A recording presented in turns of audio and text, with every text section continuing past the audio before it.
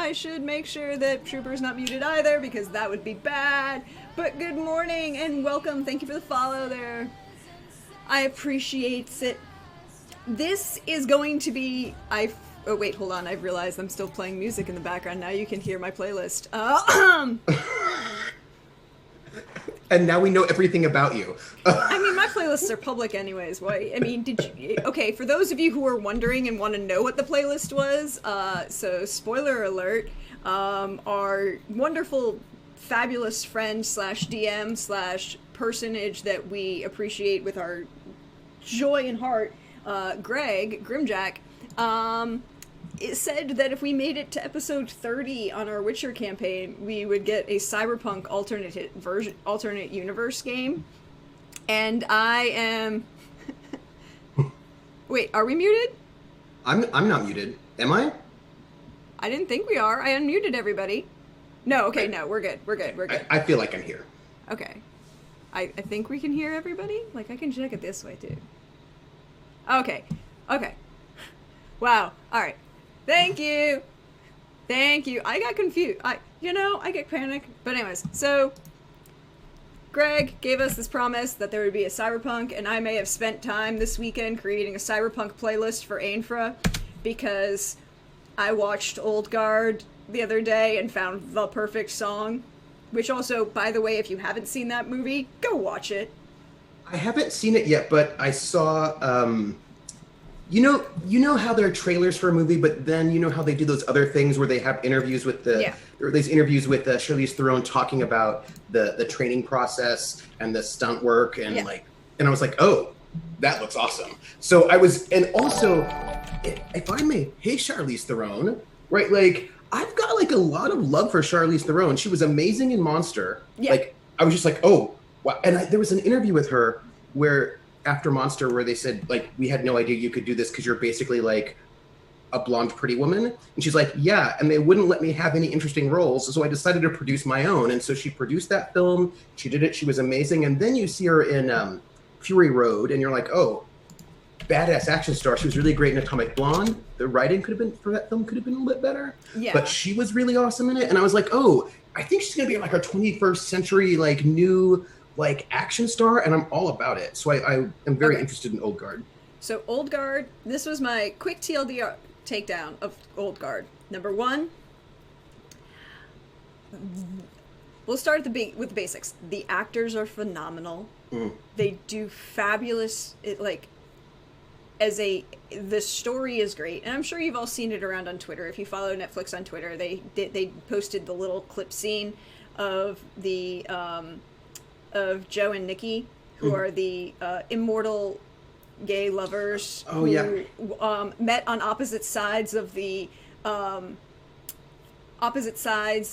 Crusades.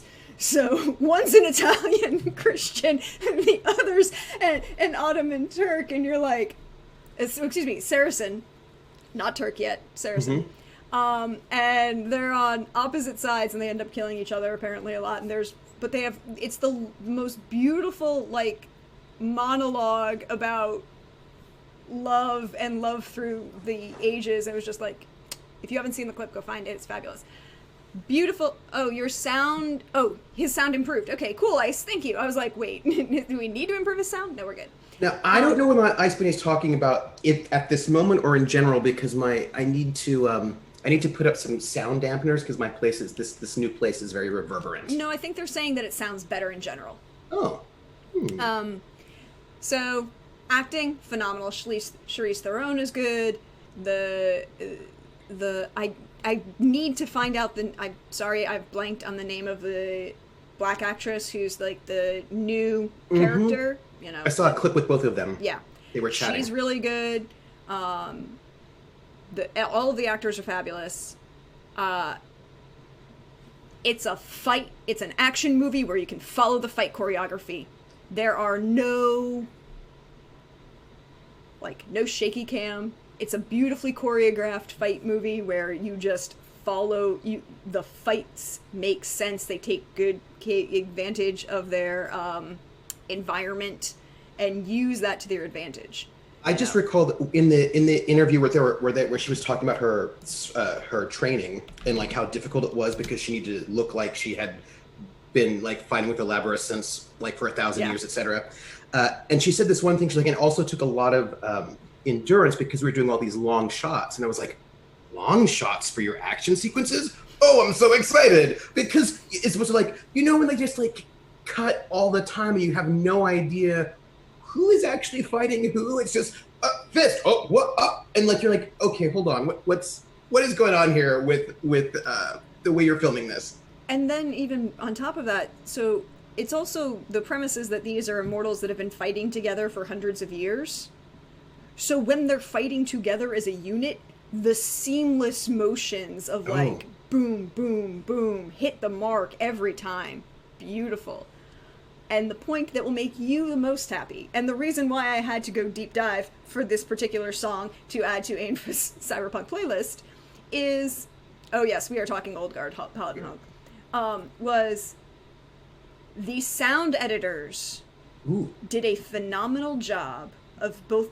So there's the general background music, but they also added a lot of modern, particularly contemporary musics and selections. And the sound editors did the perfect job of synchronizing the music, like pop, rock, well, no, rock, it's all rock, it's not really pop, rock music, to the motions that the actors have already taken. So on tempo and on beat, and it's like, now it's a dance. And if you've seen the trailer, the scene where, I'm gonna look this up, because it's gonna be bothering me, and I feel like I should, Kiki Lane is the black actress who's the younger character. You know, you've seen the image of her like getting in the elevator, and you know it's an action movie. There's not really a plot to spoil. It's an action movie about immortals. It's fine. I mean, this is, you don't watch this for the plot. You're watching this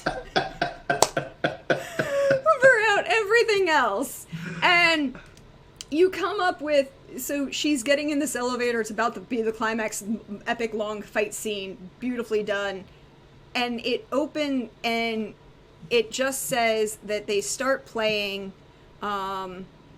Flotilla going down fighting, and it slowly builds, and by the time the lyrics come in, oh hey gnome, welcome in, come on, join in. We're talking about Old Guard right now. We're talking about Old Guard. So as the lyrics build in, like she's just cracking her neck and like preparing herself for the fight. Thank you, Gnome. I appreciate the host there. You know, we haven't introduced ourselves. We haven't, but okay, fine. I'm sorry. I should do this. Hi, I'm Deirdre. Prax. Welcome to the channel. I do nerdy stuff. This is my friend. Hi, friend.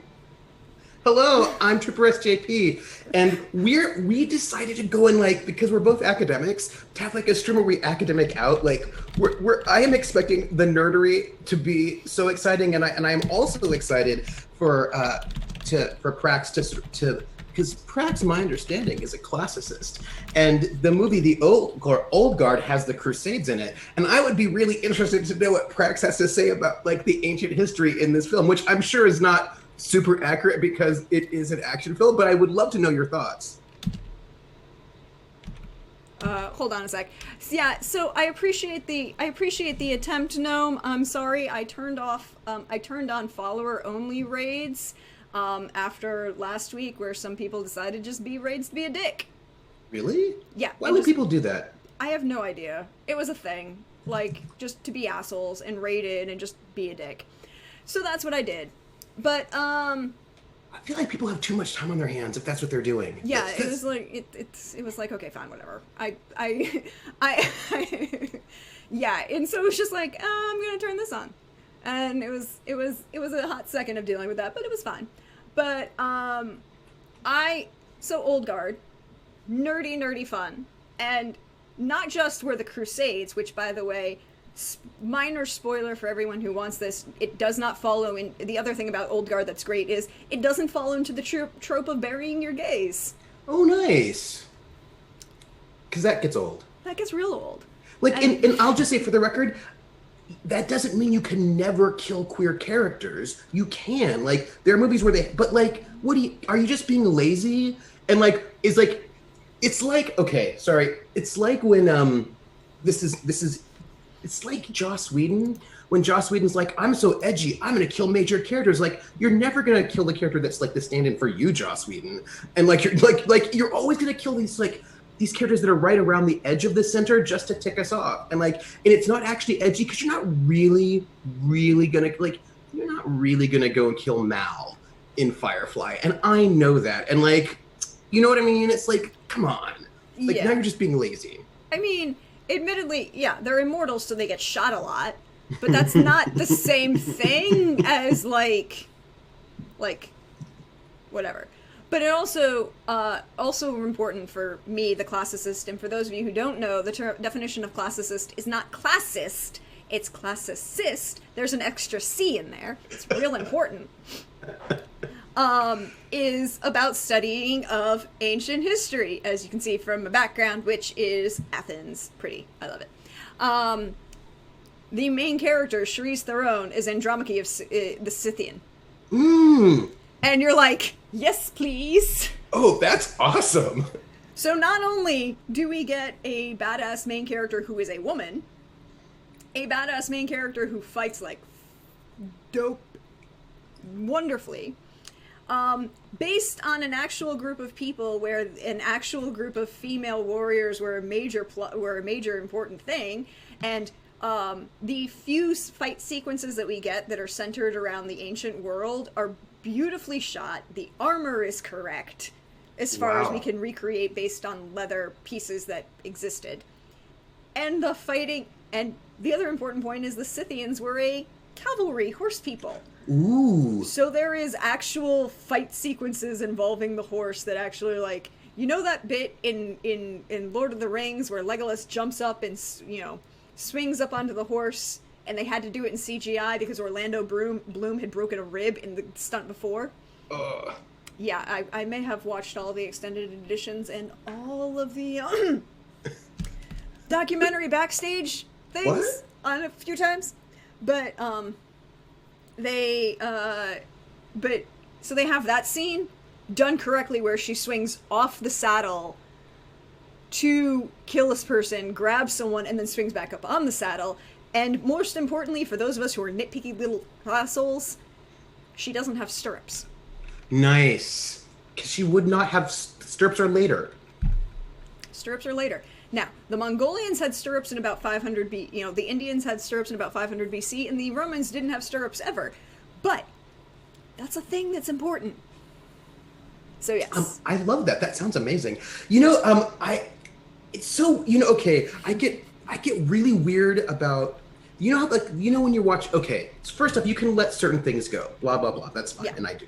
But then there's these little things that get you. For example, it always bugs me when I'm watching movies, military movies, and the actors are way too old. I was like, why are you a 40-year-old sergeant like E5? You would be retired, or like you've been demoted a lot. Like, what is wrong with you? Like, Tom Cruise, you don't need to be in this movie. Like, you know what I mean? Like, you're super old. There was a movie with Clint Eastwood, and Clint Eastwood was like a gunny sergeant in the Marines, and I was like, you are 60 or 50 years old. You would be retired. Why are you here? Come on. The only reason you would still be in the military is somebody brought you back because of, like, recalls that were happening during an active military engagement. Fine. Or B, you got demoted from some serious Master Chief because you got because you did some drunk in public, probably. Right, and also with 50, for those of you who don't know, who do not know, generally speaking, the Army has an up or out system where you have to get promoted to a certain level to continue staying on. So if you don't get promoted at all, you get pushed out after a certain amount of time. So like, it's very unlikely for you to be like really low rank and super old just because of that. And then also you can retire in 20 years. Like, as long as you hit a certain rank, people start retiring after about 20 years. Now, some people will stay in longer, but generally speaking, you know, you're not going to get a lot of people who are in the military who are not really, really high ranking who are over 45. And then you get these like action stars who are in their 50s being like, I'm a captain. And you're like, you are not a captain. You are not. What 05 are you? And okay. So other side of this, I'm a military brat. And by the way, that means that I grew up in the military complex. Mm-hmm. I have a very different, and I say this frequently, I had a very different formative experience in my life. I may be an American, but I didn't grow up in civilian America, and that's an entirely different culture. Yeah. Like, there is night and day differences between my experiences as a child and people of my same age experiences as a child. But it's literally 3 and out. Mm-hmm, mm-hmm. If you get passed over for promotion 3 times, you're out. Mm-hmm. And unfortunately for my dad, this happened at the end of the 90s. Yeah. And during, the 90s was the 90s was during the Clinton administration. When I was in Korea in 91 to 92, that was before Clinton got elected. Yeah. It was actually a little bit worse. And they got rid of in the Army 1/2 of all of their lieutenant 2s, like their O1s, because they just had too many. And they were just like, and for officers, they can just get rid of you. And they got rid of like half of all of their like O1s that year. Way too many. They just got rid of them all. And I was enlisted, so I had more job security because it's contract based. But even then, yeah, and Baron was noting the movie I'm talking about, Heartbreak Rig. She was near retirement, but only an E7 gunnery sergeant. And he was just like way too old for that role. And then the other pet peeve is when people's hairs are too long. Like their hair is just not military regulation. I was like, what are you doing? Like, there are times in country where you might not be able to get full military regulation, but if you're on a military base of any level, like, if you're on a ship, there's no reason. Like, if you're on an aircraft carrier, the barber's down there, it takes him 3 seconds to fix your hair. It's fine. Literally. Yeah. And Baron Tor is talking about the film. He knows it was Heartbreak Ridge. He was an E7, and like gunny sergeants are usually in their early 30s, and like it was just, I was like, what do you know what I mean? I was like, come on. And the thing is, it's such a small little detail to get right, and it always feels to me like Tom Cruise just didn't want to actually cut his hair. Do you know what I mean? Like, it just felt like the actor just didn't want to do it, and then I get irritated. And it's little things like, okay, you didn't want to cut your hair. I'm like, I'm sorry, yo. But there are things that point out to us. Real obvious. I mean... You can grow your hair again. It won't take that long. Also little things like the number of times I watch a movie and they're like, we're going to have the Navy rescue this guy. I'm like, no, that's not how that works. There are these other people. They're called the United States Coast Guard. They do exist. Yeah. I understand that we're the most underfunded military branch in the U.S., but they do exist. Stuff is like, it's when actors blink when they shoot a gun. Yeah, it's like, and the thing is, I don't want to be like, and it's so weird because there are a number of things that are really big things that I don't get bothered about at all. Like, it's this weird thing. It's like, oh, well, whatever. Like I'm not bothered by that, but then I'm bothered by the fact that the haircut's wrong. I think that's so weird about me. I mean, okay, so that was like, so speaking of war memories, the last war movie I actually saw, hello everyone, hello Petra, look, in a while Steven emerges. The last movie I saw, I actually watched in theaters, and I went with my dad. It was the Roland Emmerich Midway movie that came out last year. Mm-hmm, mm-hmm. And I'm like, wait, this movie is made by Roland Emmerich? The history's not wrong.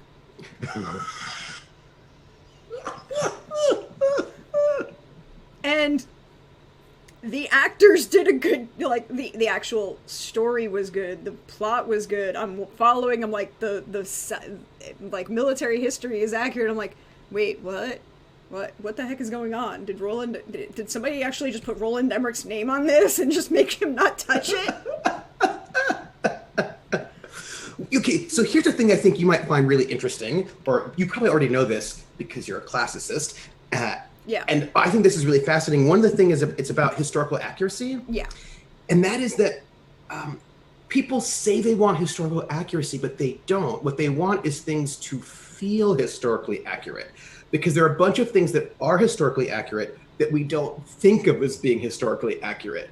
And one of the examples somebody was telling me was that the name Tiffany was very popular in the Middle Ages, but we don't think of Tiffany as being an old name. So if you did your like medieval fantasy thing and you're like, I'm Princess Tiffany, people will be like, no, that's not real. But like, actually, Tiffany was a popular name. And I think that's so fascinating. One of the biggest, okay, yes. I mean, again, classics person. I spend a lot of time as a person who studies these things. The number of times I watch an ancient movie and go, it's not white. Just please, the building wasn't white. It was painted. There were all of these statues had like, and you look at Rome and when people do like ancient Rome or ancient Athens and it's like just white stone. I'm like, no, that's not what it looked like.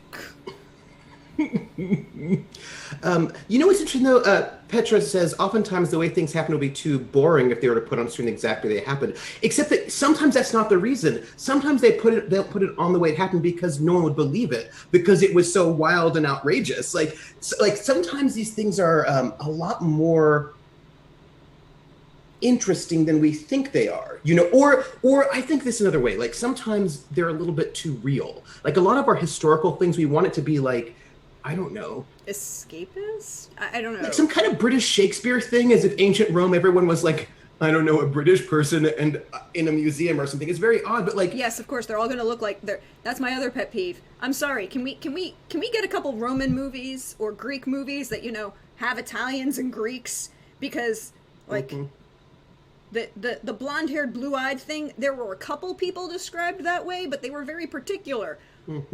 Because they were special and gods or descendants of gods. But most of the people were olive. And dark-haired and apparently the term is swarthy. And like the BBC series that they did with Netflix for Troy, which apparently caused a major fight. Really? Because they cast a black guy as Achilles. Oh. And they cast a black man as Zeus. Zeus is a god. Who cares? Zeus is a god. Who cares? I'm personally like, okay, it wouldn't bother me, except blind casting never bothers me unless there's an actual description and a reason why there's a description for that character. Achilles is one of the few blonde-haired, blue-eyed characters that's described, and it's tied to his, you know, family lineage and Thetis and the whole thing. You know, but and people are like, well, if you don't say that there are blacks in ancient Greek, then you're being wrong. I'm like, no, I understand this. There's an entire description in the Iliad, by the way, a portion of the Iliad that doesn't get read in most schools, that's describing why the Greek gods aren't there when Paris and Helen go off to Troy at the start of the battle. Because they're partying with the Ethiopian gods because the Ethiopians had some of the best parties. It's an entire, 150, 200 lines about the description of the Greek gods partying with the Ethiopian gods. Trust me, there are black people in Greece. First off, I want to see that party, though, because you know that Zeus is misbehaving because Zeus always misbehaves. So you know, everyone's like, oh, man, why, come on, Zeus, and we're like, don't embarrass us in public right again. I can just imagine this party being amazing. That's all. This is all, and it reminded me actually of and that's one of the things I think about history a lot. I'm really invested in history mainly because I think that how we view history is often how we decide who counts as a legitimate citizen or not. Yes. Right. So, and people will use history as evidence for their being discriminatory, right? They're like, well, women never did this. There were no women who did X or Y or Z. And you're like, well, but that actually just isn't true. First off, that's just not true. So I don't, but they will use these sort of these arguments about this sort of made up history they've had as a way to not allow people to do things now. And so I think that wanting to like insist on making that history more complicated, I think that fighting for the past is just as important as fighting for the future. Do you know what I mean? Yeah, there are things.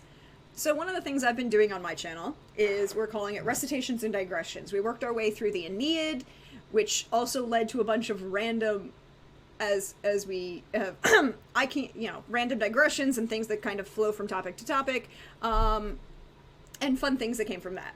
And now we're working our way through the Metamorphoses, which, if you don't know what that is, that's Ovid's Metamorphoses. It's effectively, so Ovid is a Latin poet, Publius Ophidius Naso. He's a very interesting character. There was a movie that came out with him this year.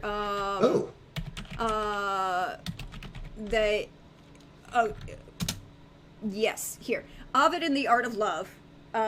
It's an anachronistic film where the anachronisms are intentional, so you have characters dressed in Roman dress against a modern backdrop, but it's interesting about and the guy who's playing Ovid is a very I need to know the name of the actor because it's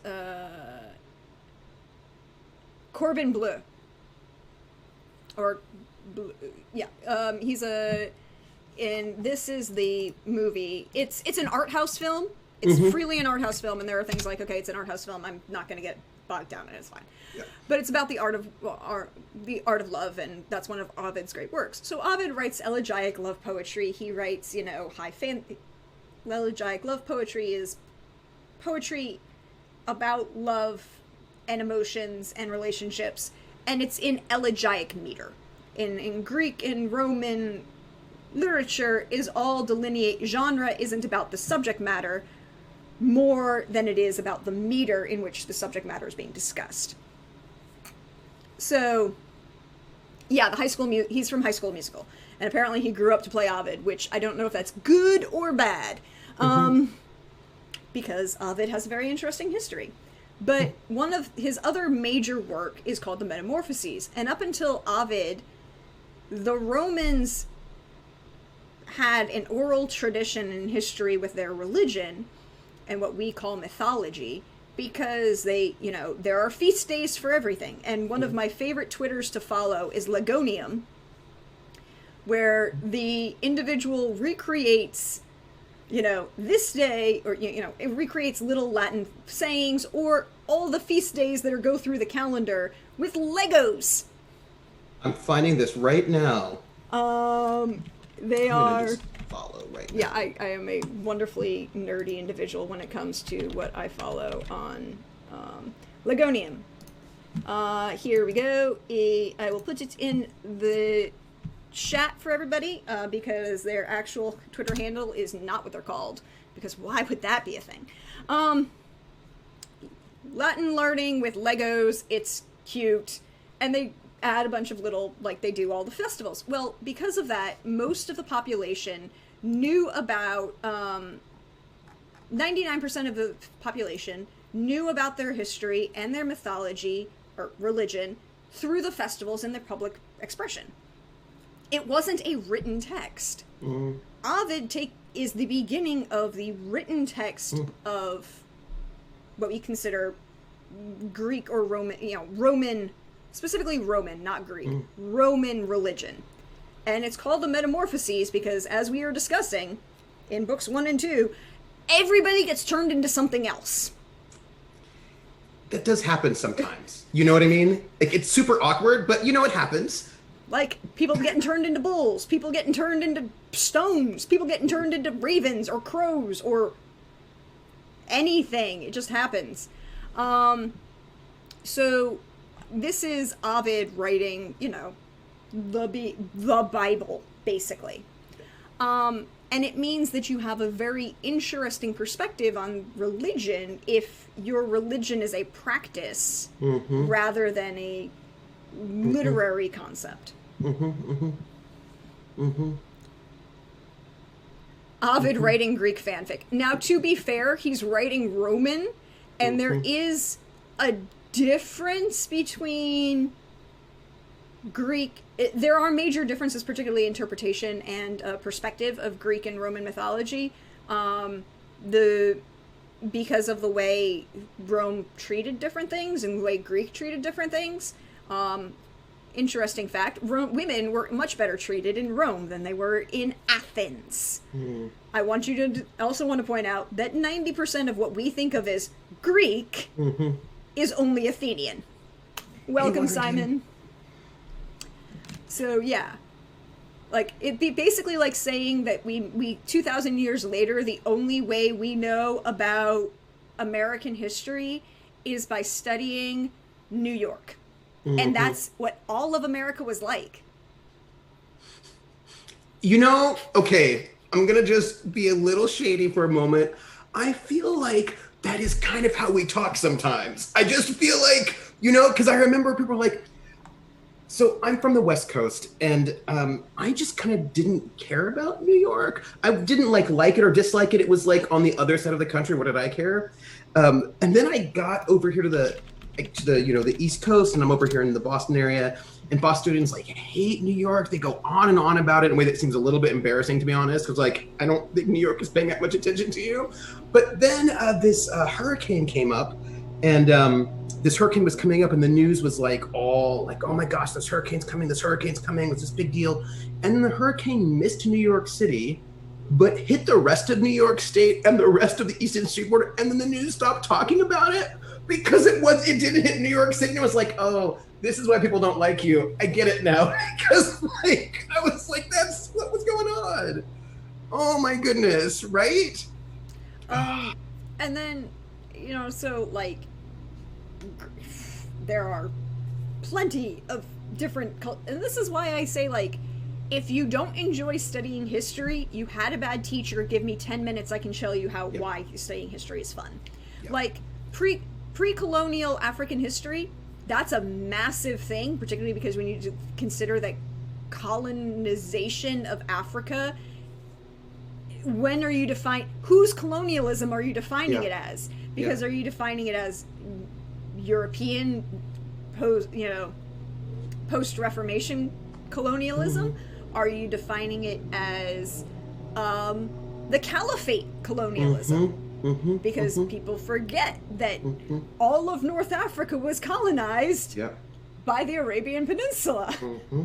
Or are you talking about colonization within sub-Saharan Africa, where those are things that happen? I mean, the Greeks and Romans traded with Africa, well, at least as mostly through North Africa and portions into Western coastal Africa, and down through the Sudan and portions of that. The interior of what we consider like the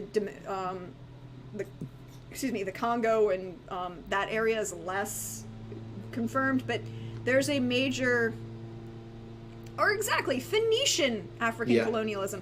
Because the question, you know, Phoenicia, the Phoenicians are the Phoenicians, and looking at you, Carthage, and looking at...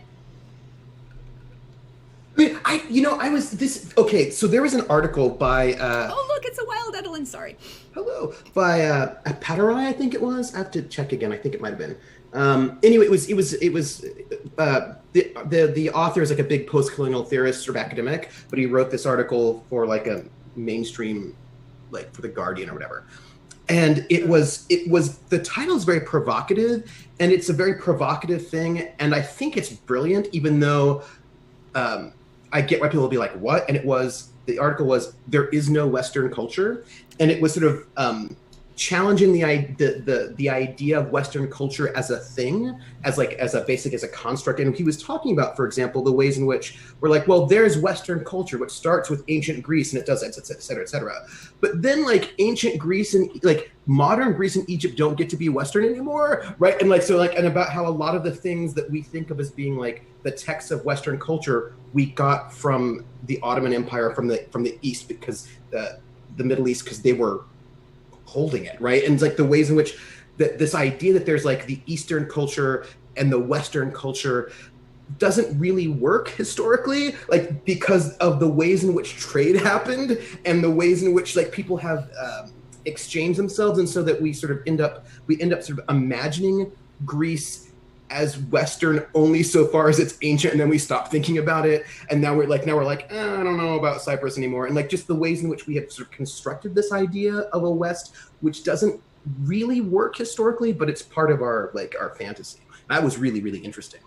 It really comes down to a reason why I freely acknowledge that I have very strong opinions about a large number of British classicists. Oh. And a large number of British, because I want to point this out, that the definition of what we consider Western civilization comes out of a tradition of English, specifically English and German, predominantly English and German science, historians in the 18th and 19th centuries that are defining things according to what they believe. And what they want to believe. And right? what they want to believe, and a justification for their own superiority. I'm sorry, the Romans thought the English were barbarians. Yeah. They didn't bathe. Oh, you know what? I saw this really interesting. There was this. I think it was a 4-part. There might have been more. I watched maybe 3 of the parts. I think I missed the last one.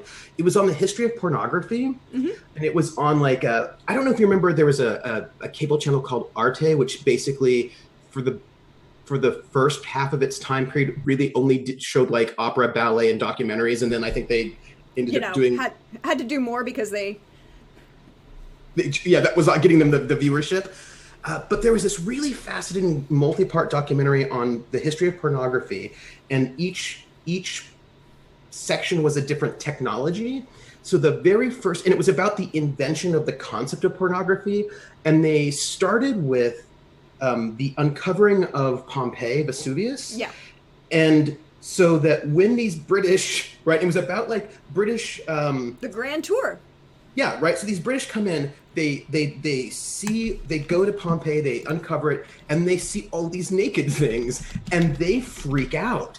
And what they talked about yes, Arte TV, yes. They talk about the creation of the secret museums, where these guys, these upper class British men, took all of the things they thought were too dirty and put it in a secret museum where only they could see them, because they thought that women and working class people could not handle seeing graphic images, and that the reason why the Roman Empire fell was because there was too much sex among the working classes, and they had to somehow protect the working classes and women from having access to sexual imagery. And it was about sort of tracing the history of the idea of what pornographic is or isn't, and how that was often tied into class. So we talked about statuary in the ancient world, and they started talking about, I think the second part was paintings and the printing press, and the ways in which a lot of emoji, which was there's some pretty dirty things, but it was totally fine when it was in manuscripts that only monks and rich people could have access to. But once the printing press happened,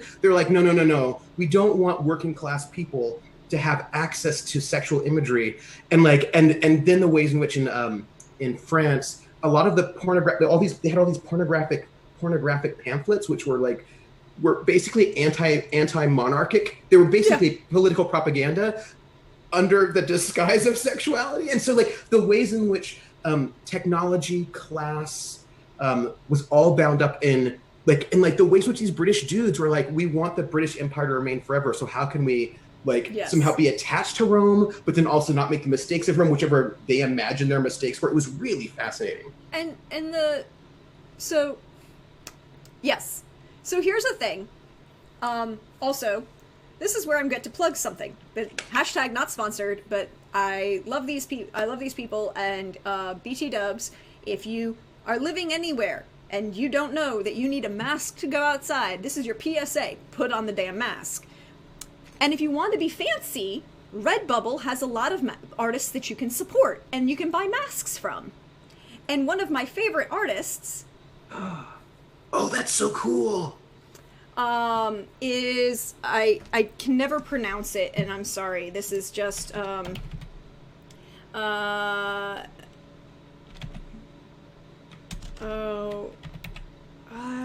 can't find. Okay, I can find it on Redbubble faster. I can find her on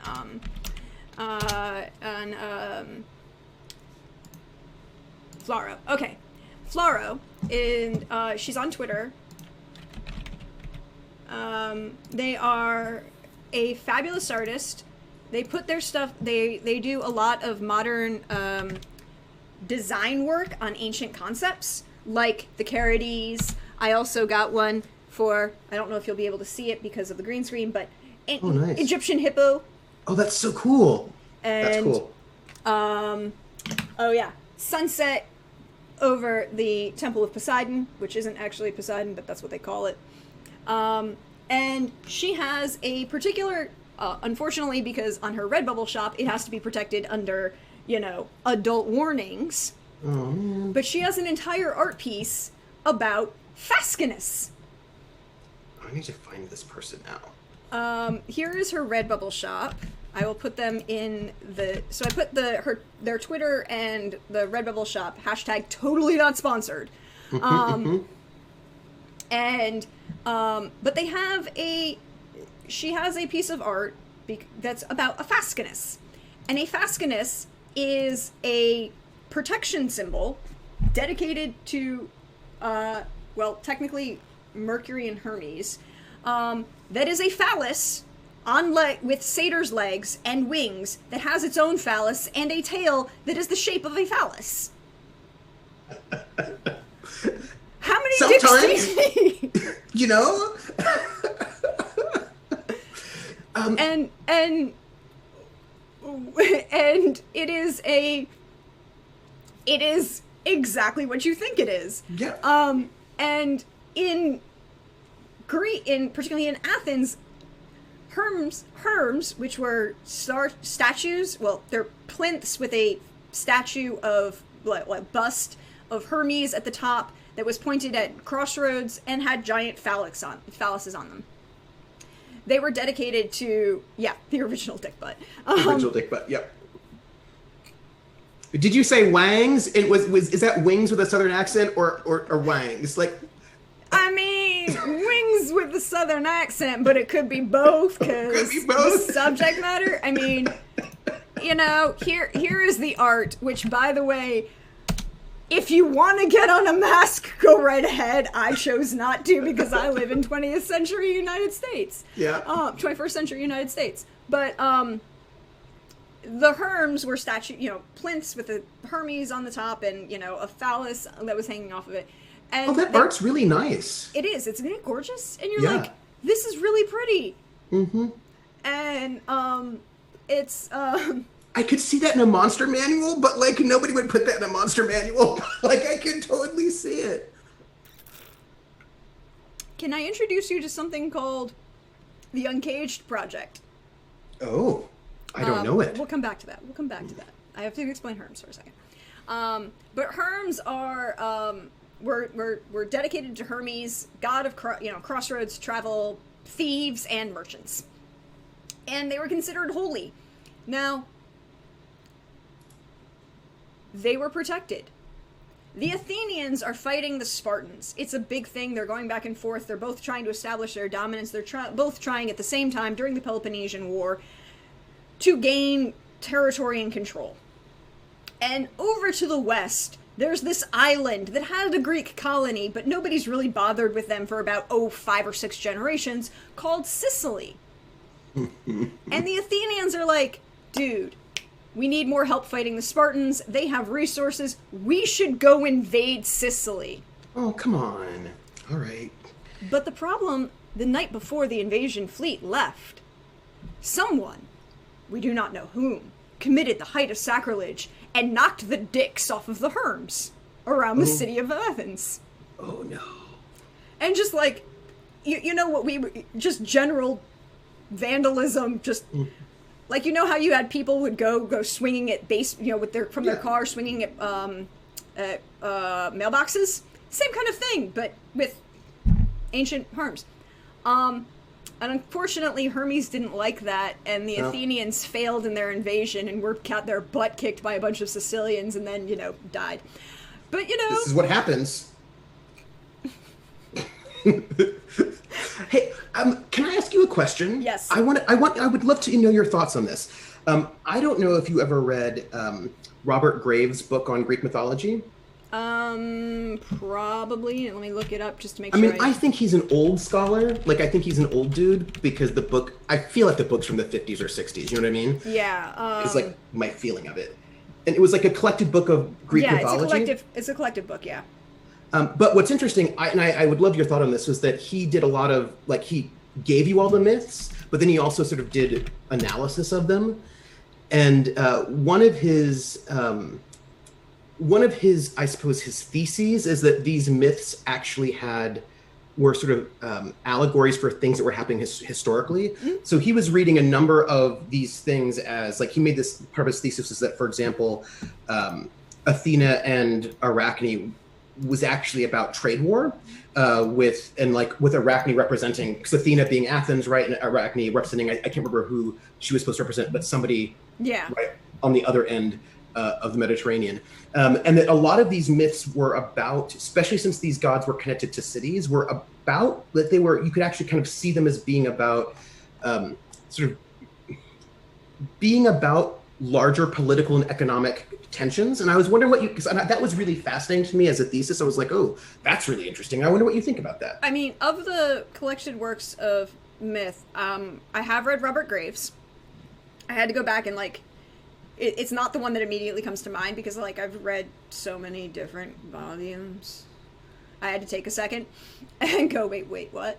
And the interesting thing about most study of Greek and Roman history is you end up reading a lot of, people are like, well, that work is old, at least for a modern person. It's like, oh, really? When was it written?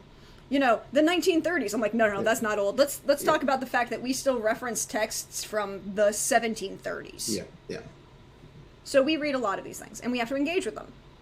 And Robert Graves is interesting because he's looking at the myths, and he's looking at them and he's seeing, I don't know that I agree with all of his analysis, but I think portions of that is there's been a lot of research coming out lately about history that at the time he was writing, he wasn't aware of. But there was also a little bit of his analysis it was always very centered a lot of things on political situations that the myth may not have been as the center. Have a good one, Petra. Enjoy. Cat love. Yes. So, like, some of his analysis really centers on the political situation and focusing on that, when there might be other cultural, less overarching cultural things to tie into these myths that you could have seen.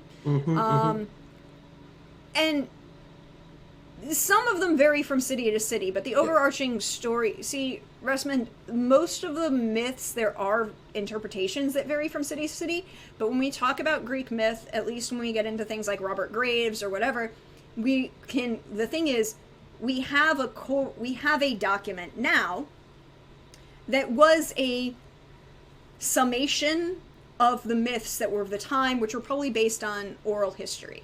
So, in addition to being a classicist, I am also a student of anthropology.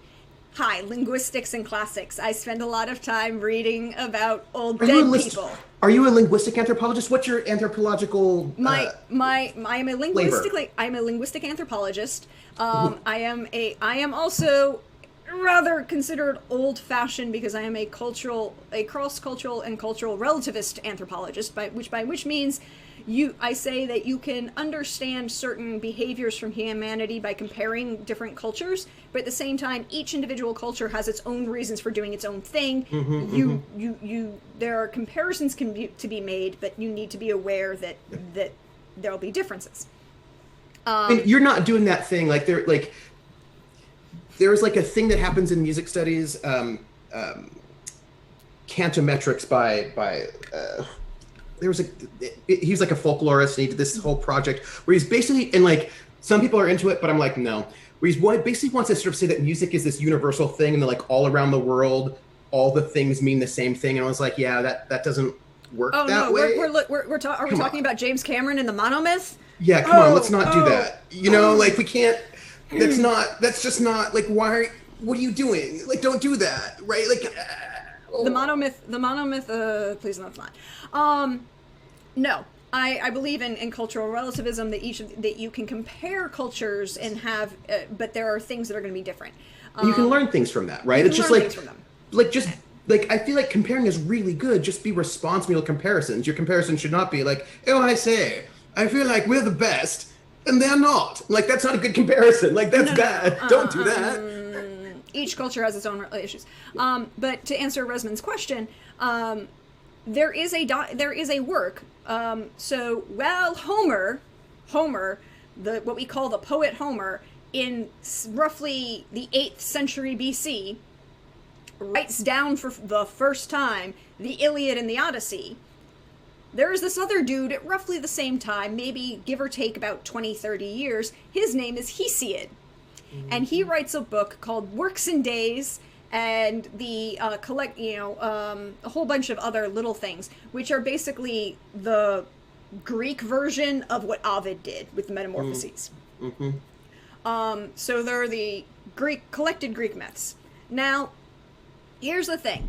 There are, Campbell's monolith. James Cameron's monomyth would be totally different with more scuba diving and explosions. Sorry, but it would be amazing. I misspoke.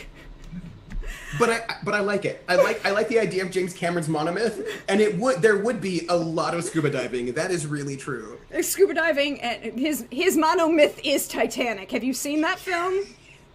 Yes. So yes, I'm sorry, I misspoke. James Campbell's monomyth, and the hero of many thousand faces, and all of these things.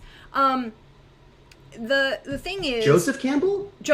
Yeah, Joseph Campbell. Sorry, Joseph Campbell. I'm messing up names. Apparently, that's a thing, right? I'm doing right now. It's Wednesday, right? Names are fake. Whatever. Names are fake. It is. Hey, Renegade, welcome in. So there was a thing that not all early anthropology was done in the right manner, because looking at imperialism and justifications for imperialism, but there are a lot of anthropology that is valid and is useful. Particularly, there was a project done in the late 50s, early 60s, I want to say, specifically looking at oral history. And because there is a tradition that that oral history is fake and it changes, and people are like, the whole thing about the story about like somebody playing telephone, the details change, how can we trust oral history? Well, so here's the thing. They went into rural areas, particularly in Italy, Romania, Hungary, portions of Anatolia, but this is during the Cold War, so they couldn't go into Eastern Bloc countries, other countries in sub-Saharan Africa, and they recorded storytellers across the place, of the same ethnic groups, but within different locations, and that are working off of an oral tradition without a written document to work from. And one of the things they discovered is the way the story... Thank you, welcome, thank you for the follow. One of the things they discovered is that because of the way the tale is told, it is designed to be memorized, and the details that are changed are not significant. Like, if there is a detail that is changed, it's her hair was mid-back or her hair was shoulder length. It's not, they're not talking about color change, they're not talking about place change, they're not talking about any of these details. And they realized that when people had to rely on oral history, they developed means and patterns to understand this. If you look at the Iliad, the Odyssey, less so with the Aeneid, but with the Iliad and the Odyssey, the text is actually, because it really is just a written down version of the oral song that is going around and had been composed, there is what we call ring structure and repeated lines. And here's the thing. It was designed to be sung. It was set to a meter. Iambic pentameter, because that's Shakespeare, but dactylic hexameter. 6 metric feet to a line, based on dactyls and spondies, either 2 longs or a long and 2 shorts, always ending the line with a dactyl and then a spondee, or you know, a long and 2 shorts and then 2 longs. Always, that's the end of the line. So spondydactyl. Spondydactyls, yeah, sorry. So long, 2 shorts, long, long. And then the beginning is always, so you always start with a dactyl. You always start with a long stress. There are people who are classicists who, like, I unfortunately suffer from a problem that I can't hear syllables in English, so Latin is horrible for me to try and do this with. But there are people who are literally just like, oh, the math of just figuring out the metrics on a line. They will spend hours doing it. And just like, long, short, short, long. Oh, wait, this is an elision, so this doesn't count. And this is a diphthong, so it's automatically long. And there are a whole bunch of rules for this. But because of the way the line structure is designed, the oral poet would have the entire, and you know, if you look at the Iliad or the Odyssey, I mean, like if I look at the Iliad, just the Iliad, because I can do this really quickly. Thank you, Perseus. If you don't know, is a great invention. Perseus.tufts.edu is an online resource. I'm gonna put it in. I'm gonna put it in. I mean, I didn't do it. It's just that, like, that's my home institution. So I was like, oh, it is a great tool. It is a combination. It was created as a combination between Tufts classicists and MIT grads years ago, and now has become an updated thing and major thing, where classical texts are imported and each word is hot linked and connected to a dictionary and all of these things. So it's a great searchable tool for those who are looking at it. But if you look up let's look at the Odyssey, right? I open the Odyssey. There are 24 books of the Odyssey, and they average somewhere between 550 and what is this one? I know there's one that's like significantly longer. Yeah, they average between about 400 and 550 lines per book. Okay? 24 books, averaging about 500 lines per book. That's 1,200 lines to memorize. which is not that much if you practice memorizing things. Like I was thinking about like when I was doing theater regularly, like I was able to memorize huge chunks of text fairly quickly because that's what I did all the time. And I read there was really interesting interview, which I just want to share this because it is in that way related. This woman, Crystal Chappelle, who was on Guiding Light, and she was like, there was this big deal because she and this other character had like this lesbian romance that happened. It was like this big deal, and everyone was really excited about it. And I remember. Yeah, and then Guiding Light got canceled after like 80 years being a thing, which was like, for me as a historian, I was like, no. But and so she decided to make her own soap opera, kind of sort of with the same actress who was in her pairing, because so many people were so invested. She decided to make her own soap opera, and so she did it. She wrote it. She was doing her like do it yourself.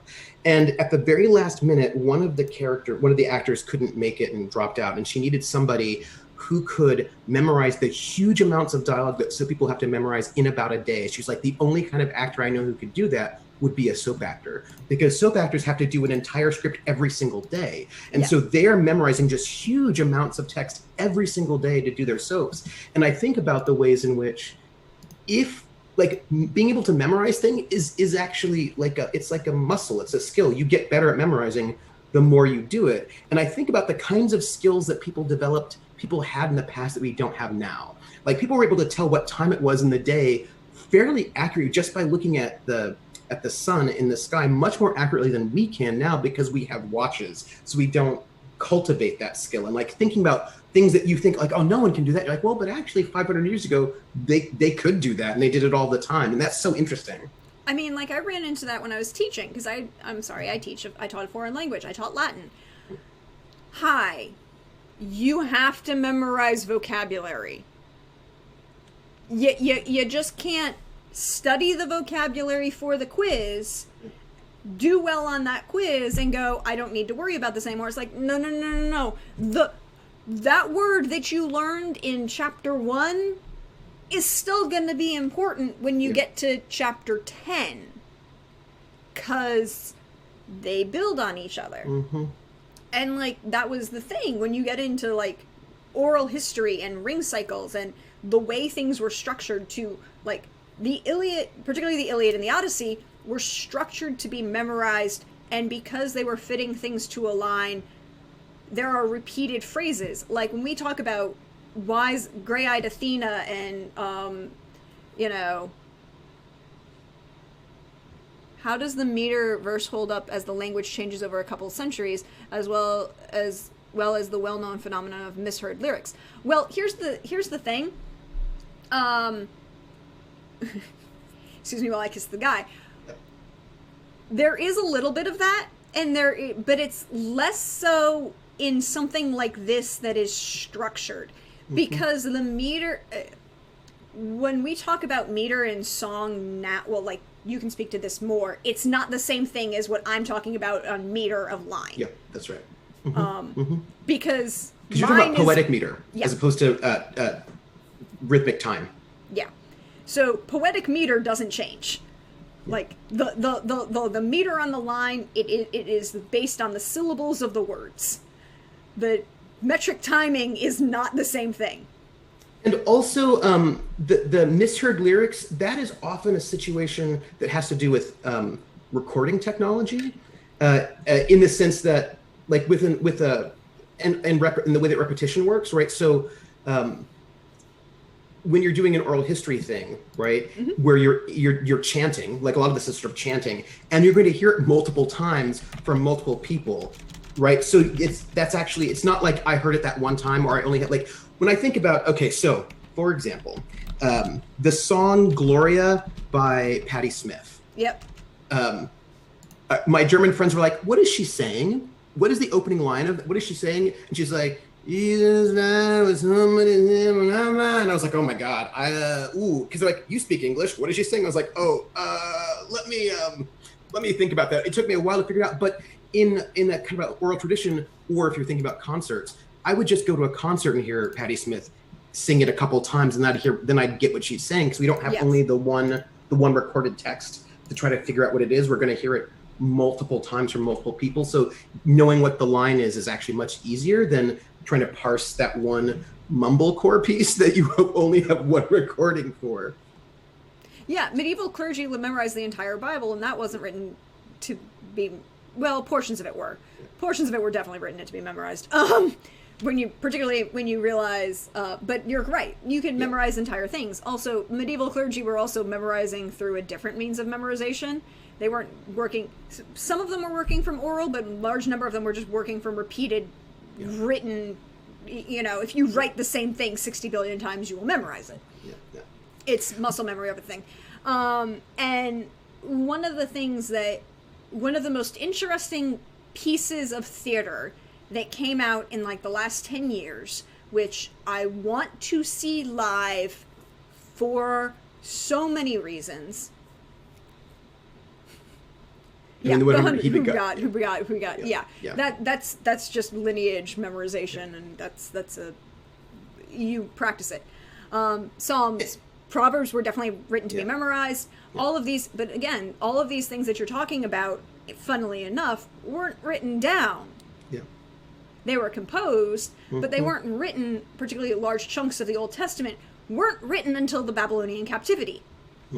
When Babylon comes in and sacks Jerusalem and forces the Jew, and they're like, we can't have you Jews just causing problems because you're just causing us problems, so you're going to come back with us to Babylon, and we're going to break up the control and all of these things. But the tradition of the Jewish texts weren't written down until the Babylonian captivity.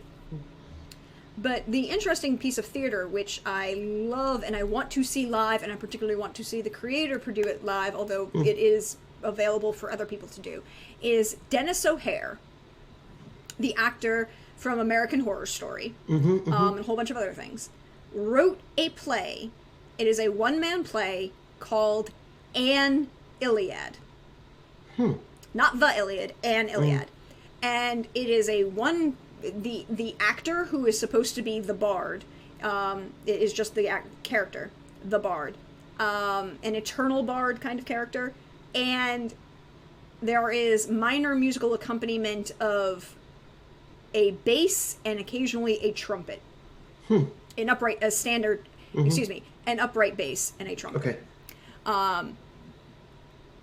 And it is like an hour and a half, very shortened, truncated version of the Iliad, but I used to show clips of it when I was teaching because it talks about how there are a lot of modern comparisons and a lot of modern things, and he's showing how the reason why the Iliad was important and the reason why you should study it.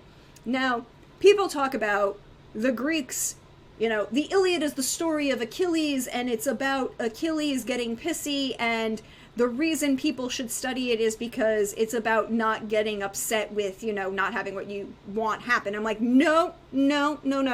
It is an anti-war piece, guys. And large numbers of people don't get to read that or see that because they're like, well, we're going to skip this monotonous section in the middle where all it is lists of ships and who's on the ship. Or even worse, I can guarantee you there is one book that 90% of people who read the Iliad or the Odyssey, who read the Iliad as undergraduates or high school students, will never read. Because it is an entire book of the Iliad, about 500 to 700 lines, dedicated to the aftermath of a battle. And literally the depictions, and it is hard to read, but it is beautifully written, if that makes sense. Describing barrels of entrails and what you do with dead horses and dead broken chariots and dead bodies and how you deal with all of these things.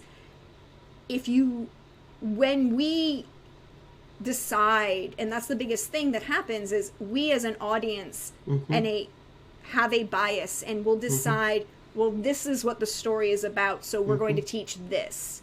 Without reading the whole book, you're like, you can change the message and the story of anything. And this is something I think is so fascinating, right? Like, so for me, I've always loved Shakespeare, but I have often not liked the way that we do Shakespeare. Like, there's a particular kind of way of doing Shakespeare that it's very like 20th century, 21st century. Probably, actually, to be honest, it's probably rooted in the 19th century because that's kind of how they are. But I find very particularly like a post-50s kind of doing Shakespeare that really reflects very conservative 1950s ideas of womanhood. Although I suppose you could actually get to the 1890s, like, Victorian Angel of the Home kind of stuff. Anyway, these women a lot of these Shakespeare, and people are like, oh, well, it was the past, it was sexist. Women are like this. And I was like, no, that's a very like 1890s view of what women are. This has very little to do with Shakespeare's time. Like, you've made all these women Victorian like ingenues, and like that is just not what they were. And we often cut because we're like, well, it's too long, we can't do the whole play anyway, so we're just going to cut some things. Like, we're going to cut like Juliet's monologue where she's contemplating whether or not she should take the fake poison because it actually might be real poison. Like, we're going to and that's like a really important monologue that's almost always cut in order to make her seem like what? And like in the ways in which like the Shakespeare we often receive is, so for example, there's a lot of evidence. There's this really, really, I think, a super interesting book by American historian called Lawrence Levine called Highbrow, Lowbrow, The Invention of Middle Class Culture. And his whole point is the ways in which with the rise of the middle class, which we didn't really have in the past as a real cultural force, in the 19th century, they're like, we don't really have our own culture. We need to get one. And what they did was they basically took a lot of things that had been part of the working class and then told the working class, you don't get this. And he looks at Shakespeare, opera, symphony, and he talks about how there's a lot of evidence that people who were illiterate, like illiterate working class miners, knew their Shakespeare. They could recite these monologues. They were like really well versed. And then the middle class were like, yeah, you don't really understand how Shakespeare works. And they sort of changed the acting style. They changed the audience style. So no longer, because people would like cheer and get up and like be excited. And if somebody did a monologue really, really well, they'd have them do it a second time. They might throw things. And like, just, we changed the complete way in which we interacted. So Shakespeare went from being this raucous community thing that people had like a great time, to something that like, oh, I'm sorry, if you're not really smart, you would never really understand this. I'm sorry, you would never get this. And the thing is, so side digression, because that's what we do here. One of the things I got to do on this channel early in lockdown, because so many of my friends were wonderful and available, is we got to do this thing called Classics on Twitch, where we did live dramatic readings of classical plays, Shakespeare, ancient Greek drama and tragedy. Afrabeen. We did a lot of Afrabeen. You should go look those up. Because she's amazing. Because they're on Mesa Bean. And they, wait, did that not? There we go. The command worked. I have a YouTube channel. Almost all of them are up on YouTube, except for one where I have to piece it back together because we had technical issues and it dropped. They were great. They were a lot of fun to watch, and we did Aristophanes. We did Lysistrata. And, oh, could you hold on a minute? Continue on. Hold on a second. No, go right ahead. Trooper was, wait, wrong way. Trooper was wonderful and got to play in this, and the fundamental interconnectedness of all things. Exactly. It was, I object to the title of hipster. I don't live in Brooklyn. Also, I don't spend that much money on other things. Oh, thank you for that. I do appreciate that. I do appreciate that tip. It will go towards my growing law school book fund. And we did these, and they were live, and they were fun, and half of them were blind. We also did them as unedited. So we created a wonderful command. Oh wait, I can't. Thanks, Bill. I can't even remember my own commands. Thanks, Bill. Where we thanked Bill Shakespeare for all of the... Wait, did I turn it off? Come on. Come on, Bill. Come back and work. Okay. Commands. Did I... No? Oh, I turned it off. There we go. I'll turn it back on. Thanks, Bill. Great. There we go. We have thanked Bill for his interesting... And we said, like, hey, we're doing these as unedited live performances. Not all of the subject and word choice was great. And, you know, but if you realize, like, there are sex jokes in everything. Oh, yeah. That Shakespeare writes. So many. Half of them are literally just, you know, if you have a question of, was that a euphemism? The answer is yes. Yes. Yes, it was. Yes, it was. And then you have people who talk about, like, I grew up in a, you know, like, yeah, my family's history is Sicilian, Southern Italian specifically. And for me and my people, and by people I mean my parents, grandparents, cousins, aunts, uncles, extended family going back 3 or 4 generations, we didn't understand that it was that the Americans thought of, and I guess Western Europeans thought of opera as a highbrow thing. Because if you go to Italy, specifically Southern Italy, they'll be just like, we're in this little village of Granidi, and, you know, it's a summer festival. We're going to have a pop-up opera in the plaza, in the piazza, and anyone can come. It'll be great. It will, and, you know, and that's the thing is, like, Wagner might be high art, but I'm going to tell you, Rigoletto is just a straight-up revenge fantasy. Yeah. And I think what I think is really fascinating about that is that, so like Resmond asked, wasn't that the same thing like piano concertos? Those were like rock shows. And I was like, it depends on who we're talking about, right? Exactly. So like, right, there's a bunch of classical music that was commissioned by the church, and that was not a rock show, or by nobles, and then that was also not a rock show. But there was also music in this tradition that was for the populace. Like people thought Liszt, like, first off, if you ever see photographs of early Liszt, he actually is kind of a hottie, but like Liszt was this like big old rock star hottie that would like play like, and and some people are like will poo-poo Liszt because of that, but people like would throw things at Liszt. They thought he was so hot. But what's interesting to me is that, and like I think they threw lots of things at Liszt. Yes, they including did. themselves. Yes, they did. And the thing about classical music, this is another really great example of the way we kind of mishear it. So if you think about somebody like Beethoven, who are like, oh, Beethoven, he's like the greatest classical musician in the entire world, and he's this genius, and we're going to sit there and like, and what you should do, you should probably go to the symphony and listen to Beethoven because it's good for you, because it's just like, and then you sit there and you're like, oh. But the thing is that Beethoven was loud, and he sounded really ugly. For people at the time, especially his later works, people were like, what the heck is this guy doing? This is so like harsh and like, oh, and like we think like, oh yeah, Beethoven. But at the time, people were like, oh my gosh, like what kind of madness, insanity noise is this guy doing? And we often can't hear how upsetting or distressing or violent or tense that these things were, and we often don't teach it that way. Like I always try to teach that music that way. Like the Haroka was like dedicated to Napoleon. It was like revolutionary music. Like it was like politically, like when I say revolutionary, I don't mean like it changed things. I mean, it's like it was about actual like revolutions where people were shooting each other, right? Like and making these battle pieces. And I want people to understand this is not like many of these pieces were not the music of like, oh, I am so. It was like a music of like rebellion and like wanting people to understand that these things were often very rebellious. I mean, if you think about it, like there's reason. I think one of the things that gets missed with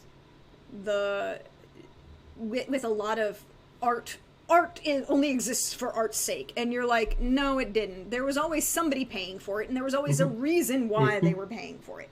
I mean, you have this going the whole way, but I mean, like a couple of my favorite pieces of art are, you know, for particularly classical music for various reasons. I admit to being a Tchaikovsky fan, and I have no shame in this. Never have shame about the things you like. Don't have shame about them. Love them. I have no shame about the things. But when people are like, well, you know, there's the 1812 overture, and 90% of the people are like, oh, it's about, you know, they enjoy it for the cannons. I'm like, no, you don't understand. It's celebrating the Russian victory over Napoleon. This is like the beginning of an entire thing about how the Russians are great, and Imperial Russia is great. Yep. And if you like, I am not a major fan of the Nutcracker as a ballet, but I am a fan of Tchaikovsky writing the Nutcracker, because you have to remember, like, this is where I think that people forget things in history, or they don't get taught well. It's like, oh, you should appreciate the Nutcracker because it's beautiful music. It's like, no, you should appreciate the Nutcracker because Tchaikovsky had 3 weeks to write it after the original composer had the emperor decided the Tsar didn't like it, and the ballet choreography was already written. So he ended up having to write the music to the choreography. And you're like, that's cool. You're like, that's interesting. Yeah. Do I like listening? Like, I love listening to Verdi and Puccini and a whole bunch of these, you know, great, Vivaldi. Yeah. Listen. And people are like, well, I like this piece, or I've only heard this piece, and people are like, go listen to all of Vivaldi's seasons in order. It'll take you a while. I'm not sure exactly how long. You know what's really interesting about this that I think is really, for me, I think is really fascinating is that this is going to sound like a little shade throwing, but throw the salt, it's fine. We do not teach opera singers and classical musicians, instrumentalists, how to perform historically. They might think they're performing historically, but they're not, because we actually don't want that, right? So like especially in Italian opera, but not only, the text was not like, we're in a space where we fetishize the genius of the composer in this kind of creepy great man way. Yeah.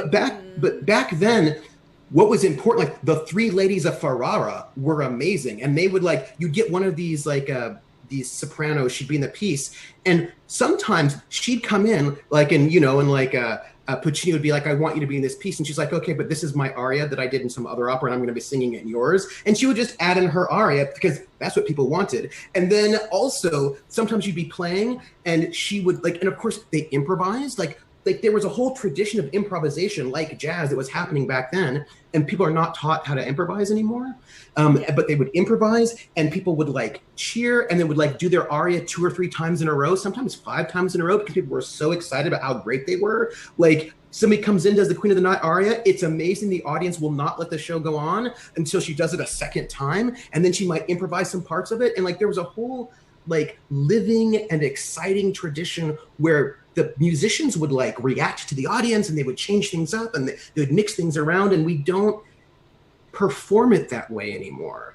We perform it so clean. We perform it so perfect when it was quite saucy and exciting.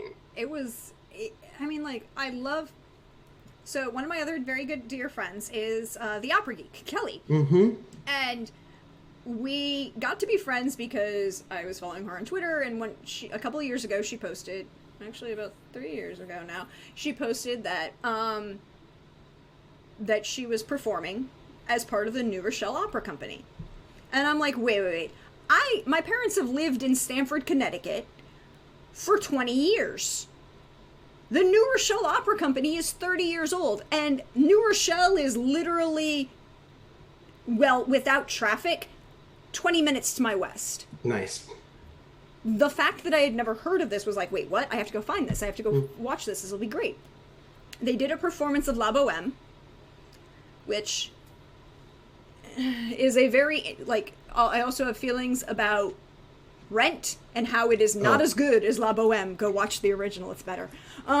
There's a woman, there's a lesbian woman who wrote a book called, I think, Love in the Time of Danger, Sarah Schulman, and she has things to say about Rent as well. For example, he stole my novel and he basically mashed up my novel and La Boheme in ways that were super not cool. So there are a lot of things we could talk about Rent. I am not a big fan of Rent. I also am not a big fan of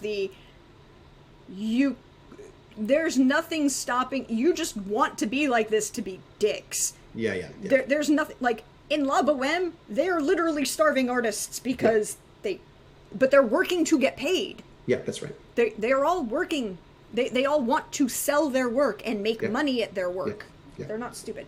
But because having food is great. Because having food is great. And that's an entire point in the opera. Yeah. Also, heat is important. Yeah. You want to be warm. Lindsay Ellis has a really great critique it is. Of Rent. So good. And look, I do want to say for the record, I am totally fine with reimagining pieces. Exactly. I love it. I'm really into reimagining things, but I think when I say, hey, these things in the past were really vital and dirty and messy, it's not because I fetishize the past. It's because I get frustrated that I think we are using these pieces from the past for conservative purposes, and I wish we wouldn't. You know what I mean? It wasn't as clean and shiny and polished as you think it was. It was for everyone. And it was for everyone, and I get frustrated that we are taking these things away from everyone. Do you know what I mean? That's what I don't like. I don't like that they're basically saying, I'm sorry, this isn't for you. And I was well, why isn't it? I basically feel like there's a classism in taking opera and some of these things out of, and also we end up making it really gross. We end up saying things when Trump said, and this is he said, but other people also say this, he said, the reason why the West is better than the East is because we make symphonies. And I was you are using this stuff for nationalism, for racism, for Eurocentrism, and you're being gross. You're constructing a fiction that is not even accurate. And you're wrong on top of it. And you're wrong. I got to go to the Chinese opera company that does traditional Chinese opera in Beijing. Yeah. It's a very different art form. And if but it's an art form that's a beautiful art form. Indian classical music? Come on. In Kabuki theater, No theater, which is also great.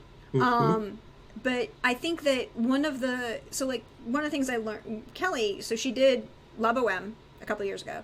And then, conservatives bringing the classism back in classics. Yeah. Speaking of, if you want to see an interview where an individual who's using classics for classism gets his butt kicked verbally by an older 60-year-old white woman, or 60-plus-year-old white woman, there is an interview that Mary Beard does with Boris Johnson. Oh, hold on. Look this up on the internet. Mary Beard, by the way, for those of you who don't know, is an OG classics hero. She is a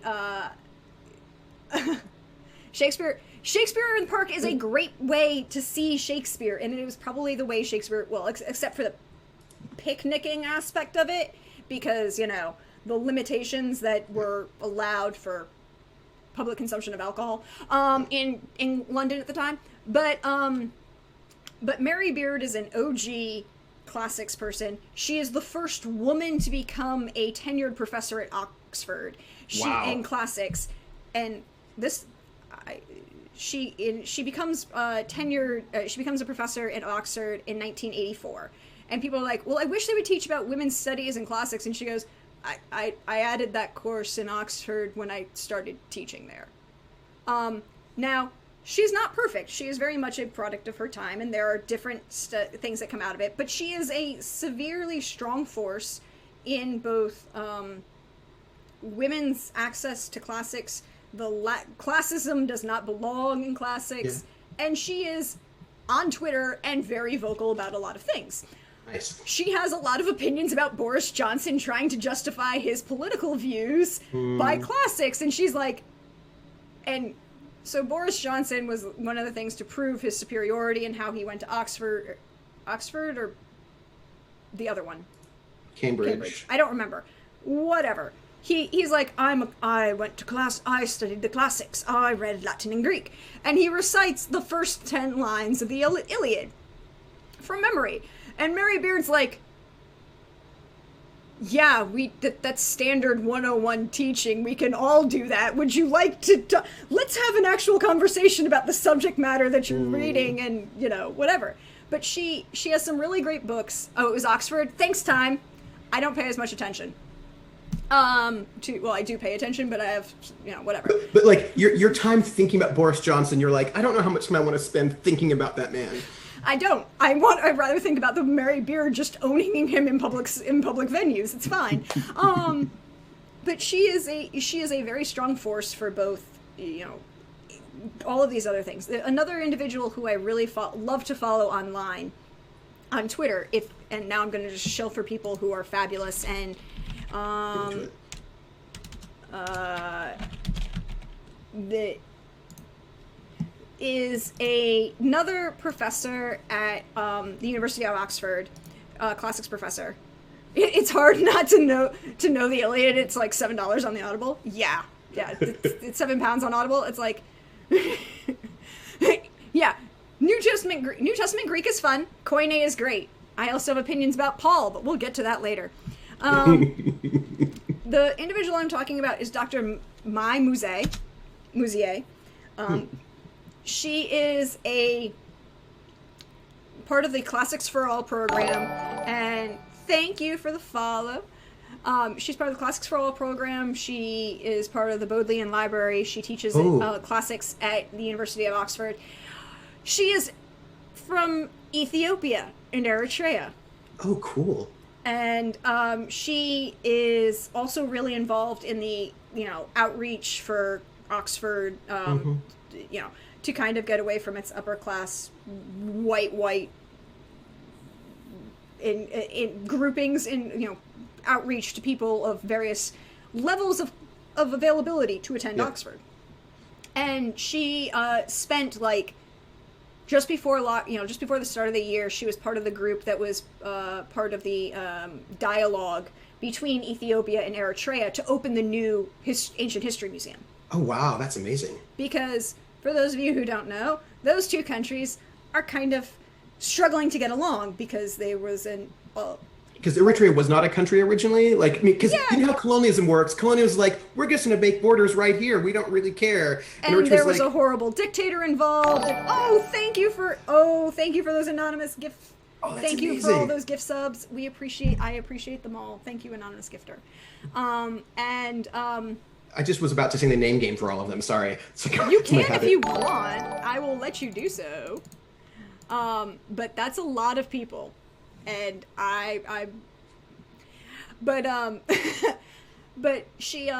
but yeah, there was a horrible dictator. They worked together to get rid of said dictator, and then there was political fallout, and they haven't liked each other for 30 years now. It's a really bad civil war. It was really bad. It's really bad. But they just opened I think it literally opened in January, and she was part of the group that put together this combined ancient and, early, what we consider early Christian era museum using sort of artifacts from both Ethiopia and Eritrea, and it's a very big deal. And she's a very great person to follow, both for her, understanding of classics and all these things, and she has a very unique opinion because she is a woman of color teaching at one of the major institutions in the world in a field that a lot of people say, well, it's all white folk, and you're like, no, it's unfortunate. Also, white is an invention from much later, but okay. Yeah, white is an invention from so much later, and 90% of the people who are really white wouldn't consider the people who are talking about white at all. Yeah, that's and I think that's really, so there's a scholar who's kind of controversial because he's kind of a jerk. Sort of important, but he's a jerk in a way that is not appropriate. He bullies people at conferences. He's that kind of jerk. Yeah, but he wrote this really interesting article, and it was the past as a foreign country, and it was very influential, and it was about the early music movement, right? Because everyone's like, oh, early music, we want to do early music in the most historically accurate way. We want to play the music exactly how it was, really. And he was like, first off, we'll never know. First off, that's it. We will never know what it really sounded like, and it will never sound the way to us as it sounded to them. And really, this is not about the past at all. It's about us here now. It's about what we think historical is, what we want historical to be. And it was really about trying to have us confront the ways in which we make history ourselves, right? So many of the things that we think about the medieval time period is actually an invention of the Romantic era, right? That's not our medievalism is actually a fiction from then, but also, and it's the same thing with the ancient Greeks. A lot of our ideas of what ancient Greece was is an invention of the medieval time period. People were people got really invested in the Greeks, and they kind of made up a bunch of stuff at some point in time that was okay, well, you made up some stuff, and so then we end up inheriting these ideas that are basically fictions that are important to that time period, right? For example, the 1950s was not a great time period.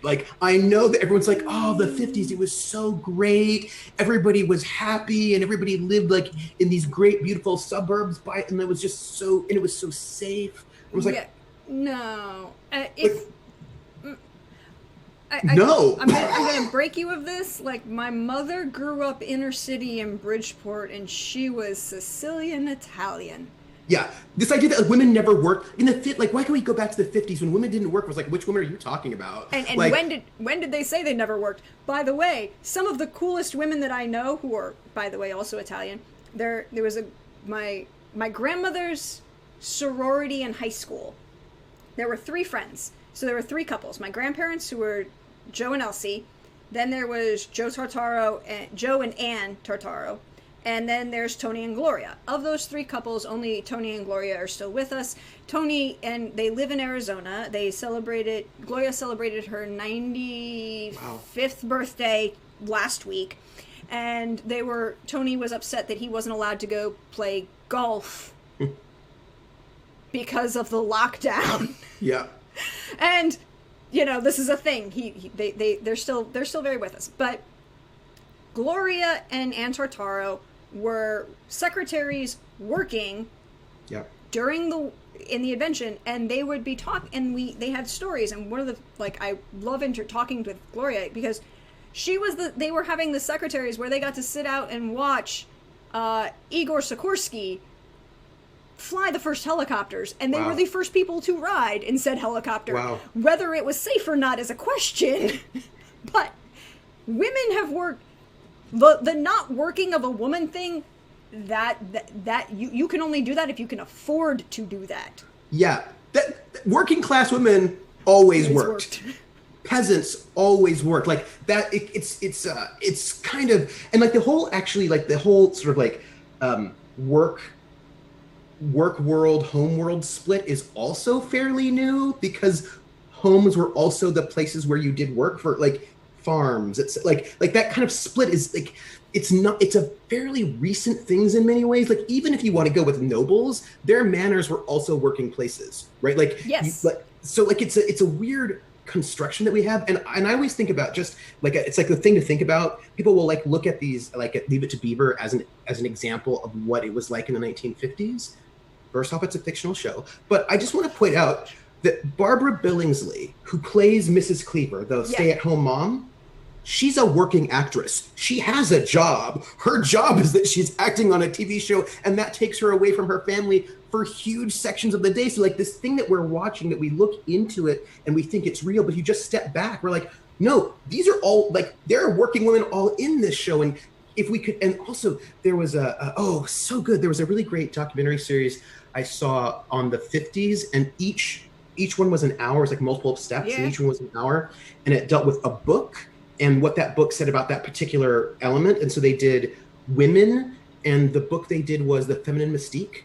And they talked about like what the feminine mystique, like the history of the publication of that book, and then what it said about women at that moment. They talked about men and the Man of the Gray Flannel Suit, and about how like, many of these men had PTSD actually for coming back from the war, but they weren't allowed to talk about it, and how it was like also a bad scene. And then they talked about suburbs and Peyton Place, and how people thought of like suburbs as this like people we now like to think of suburbs as this like really great, wonderful space.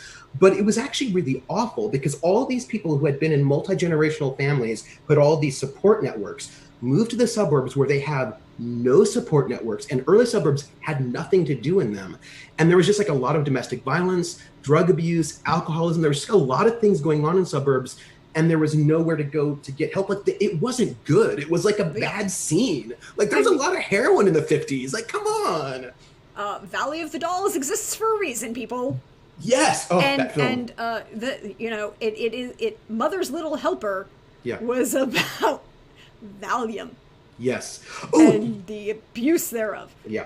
You know what's so interesting about this, and I think about this when it comes to mental health all the time, actually, after seeing this one, when they were talking about women in the 1950s, one of the things they talked about was that women, really weird, who knows why, all of a sudden were just like having depression at unprecedented rates. I don't know why all these women being stuck in the suburbs and being sort of forced out of like community and being able to do things, all of a sudden were depressed, really weird. But then they were all being medicated, like with Valium and Milltown, like in huge rates. And I'm thinking, maybe the problem wasn't that they were depressed. Maybe the problem was that they were oppressed. And that's pretty depressing. Like, and like thinking about how mental health can be about oppression, right? Like in this space. It was really interesting. And it comes, and like one of the things that, you have all of these like idealizations of time periods past, and we all do it. There's an idealization for every time period. Yeah. But like as historians, we should also point out that like there are good and bad things about everything. Yeah. And that what we think, we should encourage people to see the good and bad in everything. Mm-hmm. Like there are some serious female hysteria and depression were You know what happens when your womb just travels around your body? I mean, looking at you, Aristotle. Okay, so not how the body works, but whatever. Go ahead. Well, okay, now. To be fair to Aristotle, so we were talking earlier about what my specific types of anthropology is, linguistic anthropology. And my undergraduate senior thesis, which was basically a giant independent study program that I created between the classics department and the anthropology department and forced these two things to work together. That's amazing. Was a using the Sapir-Whorf hypothesis of linguistic relativity to prove the existence of a third gender within Greek culture because of the existence of the neuter concept within the Greek language. The Sapir-Whorf hypothesis is you invent the vibrator, Trooper. That's right. I mean, remember how I said we did Lysistrata for the classics on Twitch? There's an entire section there describing people's favorite cobbler because the cobbler was who you would go to in ancient Greece to get them to make your dildo. Sometimes you need those things. Exactly. I'm just saying. That's all. Just saying. But, so, linguistic relativity, the Sapir-Whorf hypothesis, has some problems in its, original science because it was done in, like, the original first document. It's a combination of, two different anthropologists, Sapir and Whorf, and they are originally writing in, like, the first publication is like 1920. That begins this, and Sapir is not a field anthropologist. He's just a text-based linguistics, and Whorf is a field anthropologist, but with very limited field work. So there are a lot of people who have very sound reasons to make comments about their work, but the premise is that a language reflects culture and culture reflects language. If your culture never experiences something, then you won't have a linguistic term for it, because language is just a symbol used to express an idea between one person's brain to another person's brain because they can talk to each other. Yeah. It's the old adage, like, the Inuit have 500 different types of snow but no word for rose because they never experience it. That's inaccurate because of things, but that's what Whorf is working with. But he's also working with other things. So the thesis I ended up writing was based on, well, okay, we know that there is a neuter gender concept within the Greek language, so there must have been something that was neither masculine nor feminine in Greek culture. Let me see if I can find that. And so my work focused on the horror of inserting something full of bees into vibrators are not necessarily inserted next to, not necessarily in. That's all I'm saying. And also you assume that that's the never mind. Go ahead. That was not the only way in which that worked.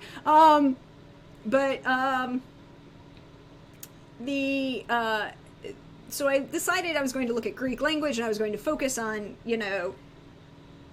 I would look at Homer, because everyone read Homer. It was kind of like the epitome of what they considered high art. Although, what we define as high art, although they would never define it that way. I looked at Lysias, because Lysias was basically your speechwriter for all of your court cases. If it was relevant, it was probably going to be sued at some point. I looked at Aristophanes, because Aristophanes wrote comedy, and for something to be funny within the culture, you have to, it usually has to be prevalent. And then I looked at Aristotle, because Aristotle's De Natura is the most expansive observational journal ever. And I want everyone to understand that Aristotle's analysis may be crap, but when he wrote that something happened, it's because he saw it.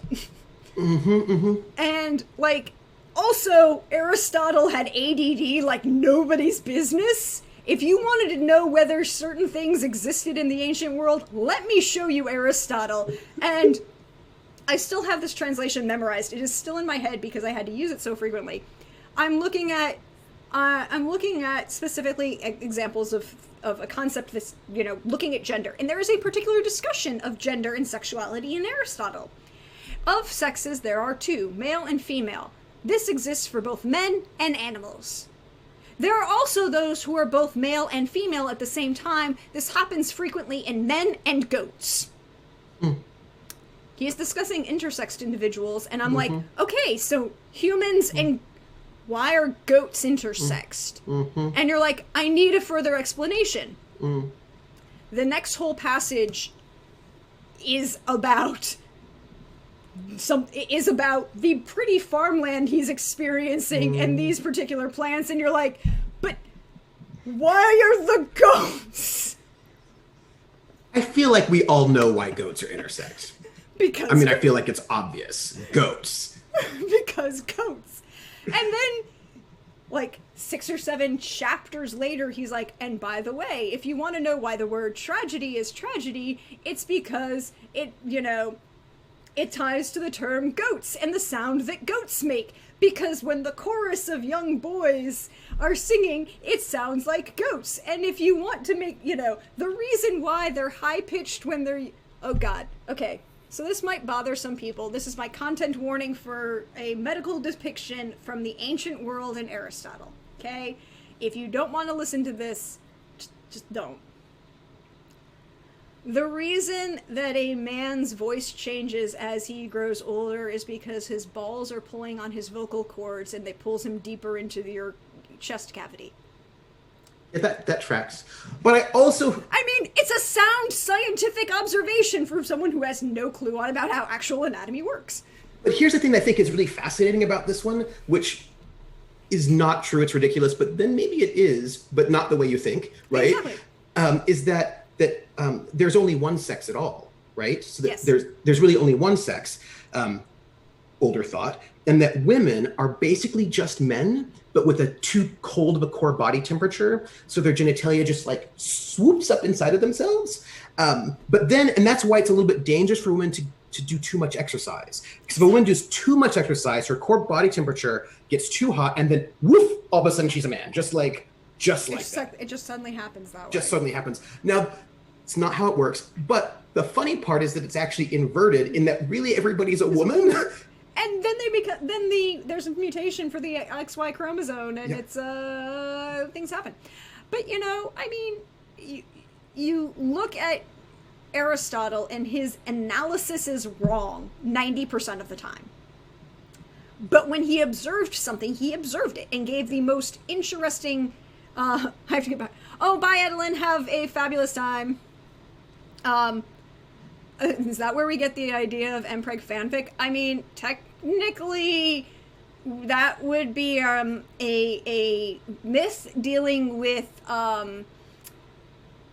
okay, intersexed is an individual. Hermaphroditus is a person. Intersexed is a group of people who are intersexed. Mm-hmm. Hermaphroditus is a Greek myth. Is the son of Hermes and child of Hermes and Aphrodite, who is both male and female at the same time. Mm-hmm. And there are other myths of gender. Tiresias. Yeah. Huh? Tiresias. Switch genders. The seer. Yeah, and so my analysis actually came back. There was an actual reason. So when you get into the linguistics of it and you spend a lot of time, my analysis is that because of the way gender works, gender is actually in Greece. Gender isn't tied to sex. Gender is tied specifically to gender roles. Yeah. And what we think of as sex and all of these identification markers didn't exist in Greece because the term, specifically when you look at things like male or female, well, the word for woman is goine, but that's also literally the term for wife. A woman did not achieve sexual identity until she was married. Mm-hmm. And children are never referred to as a gender. They're always referred to in the neuter until they achieve the marker of whatever gender role they are required to fulfill. So for women, it's become a wife. For men, they, and I'm blanking on the term for it, I just remember the translation, it's literally, the definition is, the definition of the term is gain a beard. It's, once you achieve a beard, you are technically a man and therefore are required to now identify as an andros. It's why one of the most famous characters in ancient Greece, who was what we as a modern 21st century living people would identify as homosexual, was publicly known to shave his beard all the time because he didn't want to be identified as a man because... And women who were unmarried are...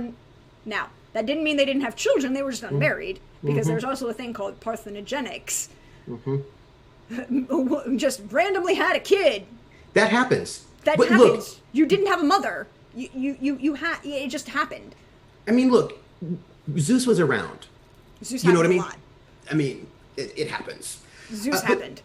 But I will say this I think is really fascinating, is that, and it's one of the reasons why I really love studying sexology, because we live in our culture, right? Yeah. So we think certain things are true and real and fixed and the way things are, right? Like we think there are men and women and that's just true.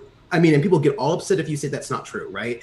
And there are these things that like an I am this sexuality and I am this thing or that thing, and like I'm probably born this way, and we're really into it. But the thing is, people didn't have sexual identities until relatively recently in the way that we understand sexual identities. People didn't have sexual identities, they did sex. Like, and that's a very different way of conceiving of oneself, right? And if you look particularly in the ancient world, you know, we think we're the normal ones. Yeah. Exactly. Yeah.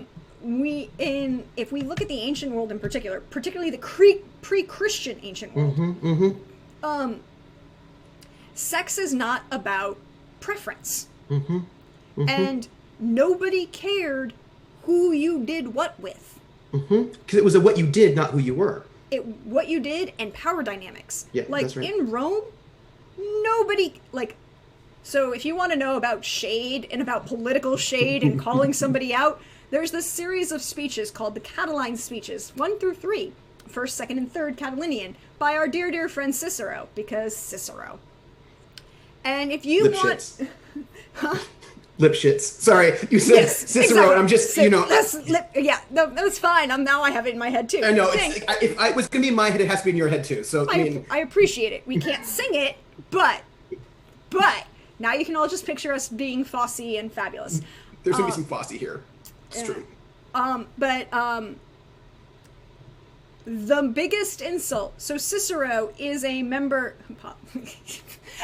The biggest insult that Cicero could give to Catiline, who is accusing of treason, is that he is a cunnilingus.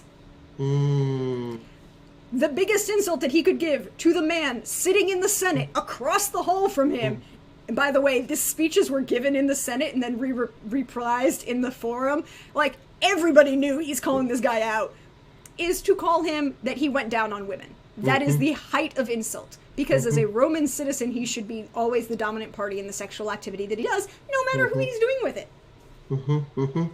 Yeah, I mean, and it's so, and I was thinking about, like, okay, so this I think is one of the things I really think it's fascinating in, like, we sit the 1880s, 1890s or so, when we start thinking about gender and sexuality,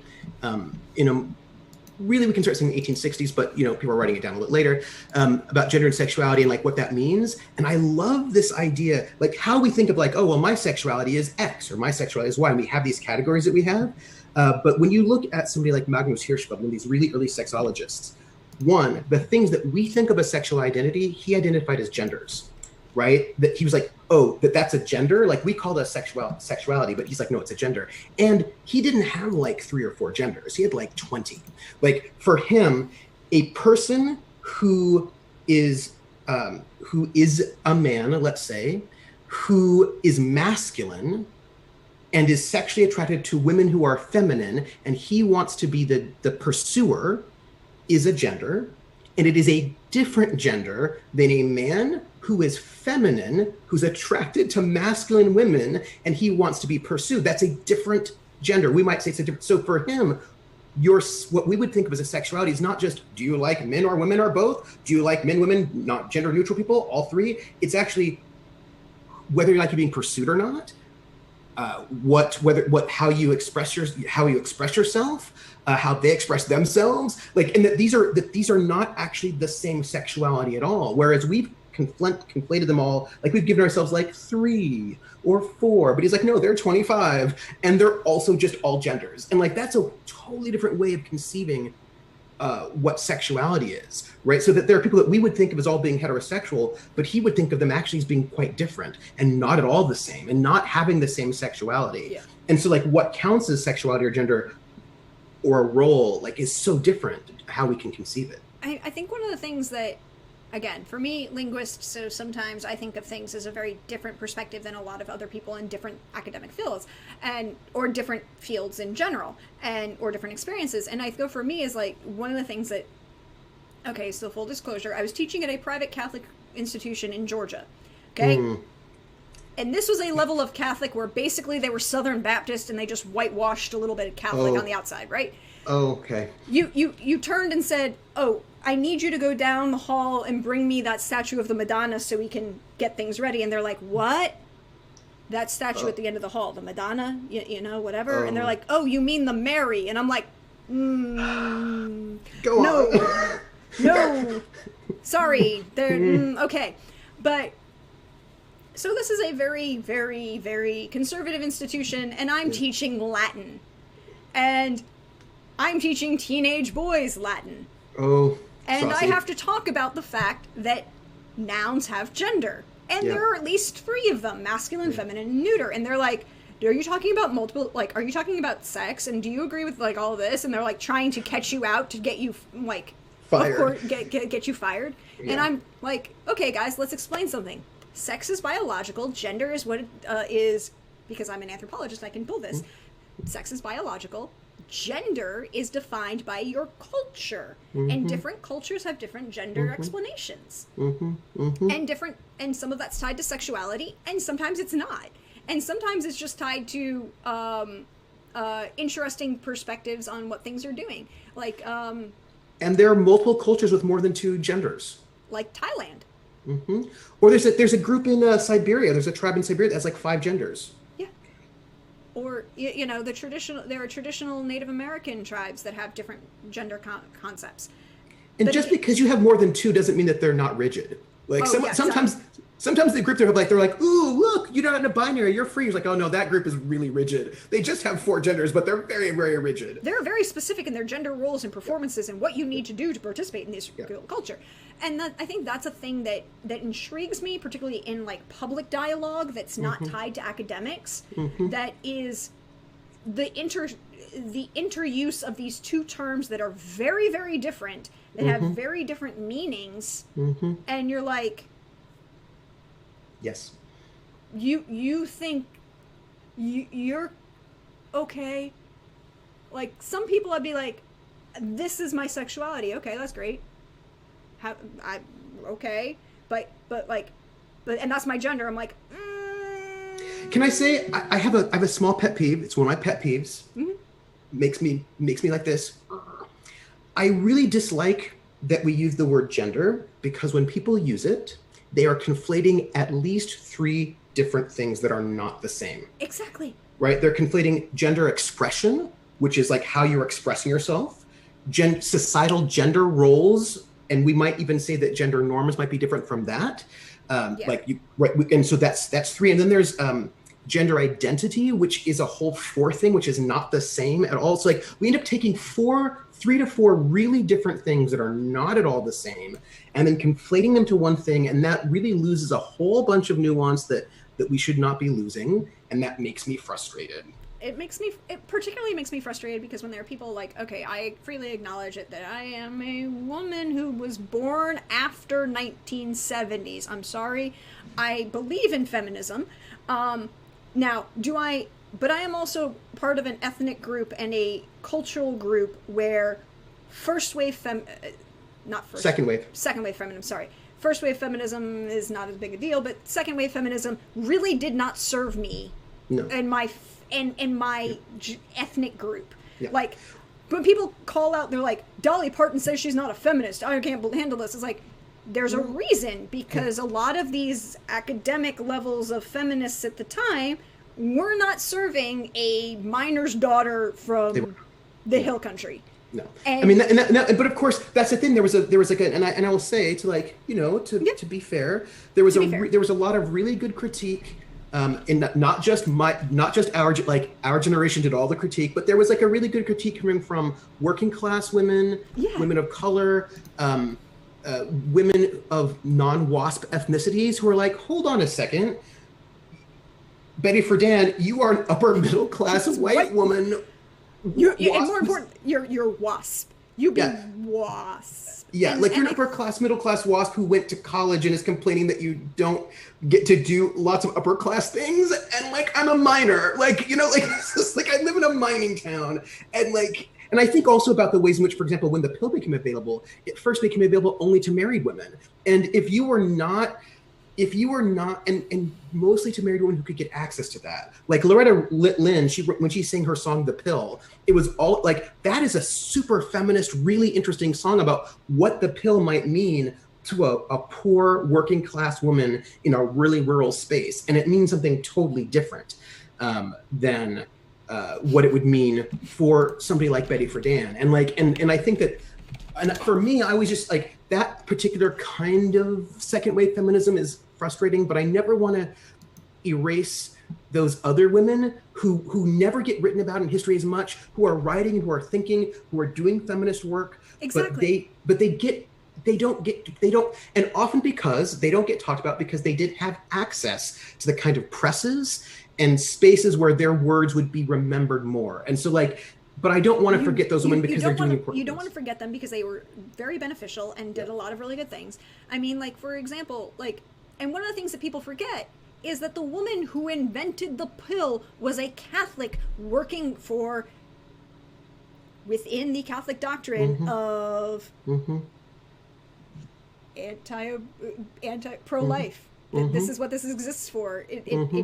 And people want to talk about the pill as, you know, the great sexual liberation, and it's like, no, it was not designed for that. It was designed and created for a particular purpose. And when people don't like don't get me wrong, there are a lot of things that are complicated and bad about a lot of religious you know, but when people talk about seeing nothing, almost all of their work was stolen or someone else is given credit. That happens frequently. So but and the thing is, whenever you think, oh, this is all bad, you're probably not thinking deeply enough. Or if you think this is all good, you're probably not thinking deeply enough. Like, and I think that that one scholar I was talking about who did the past as a foreign country. He had this one quote that I really love this, and he says that that we can never know all that we need to know, or that we want to know. Like, we can never know all of the things we want to know. Yes. And that we can never, basically we have to always be careful whenever we are too comfortable with the things, right? Like if there's a story that is too comforting for us, we should probably be really careful at that moment and start becoming skeptical. The minute you're like, yeah, like, and I mean that, like, whatever the story is, if your story is like, this person's the best person ever, you probably need to work on that a little bit, because that's probably not going, A, it's probably not accurate, and B, it's probably not actually healthy. Because then you see people like end up things, if they think something is all good, then it turns out it's flawed, then they're like, oh, now it's all bad, and you're like, no, this is really like not. You need to have you need to have understanding and context and nuance, and that there is nuance to everything, and there are things that are good or bad about everything. Like, I'm also a product of the 80s and 90s, and a very particular, you know, I'm lucky because I grew up in an ethnic environment where the expectation was that your family, all the women in your family were going to work, and there's no, like, okay, you want to be president, go ahead and do that. We'll work on this and this and this is the steps you need to do. And there was none of that expectation or whatever. Yeah. But people talk about like formative books and all of these things that formed them, and I'm like, yeah, there's this author that was great for me being formative. And they're like, oh, you still read J.K. Rowling? I'm like, no.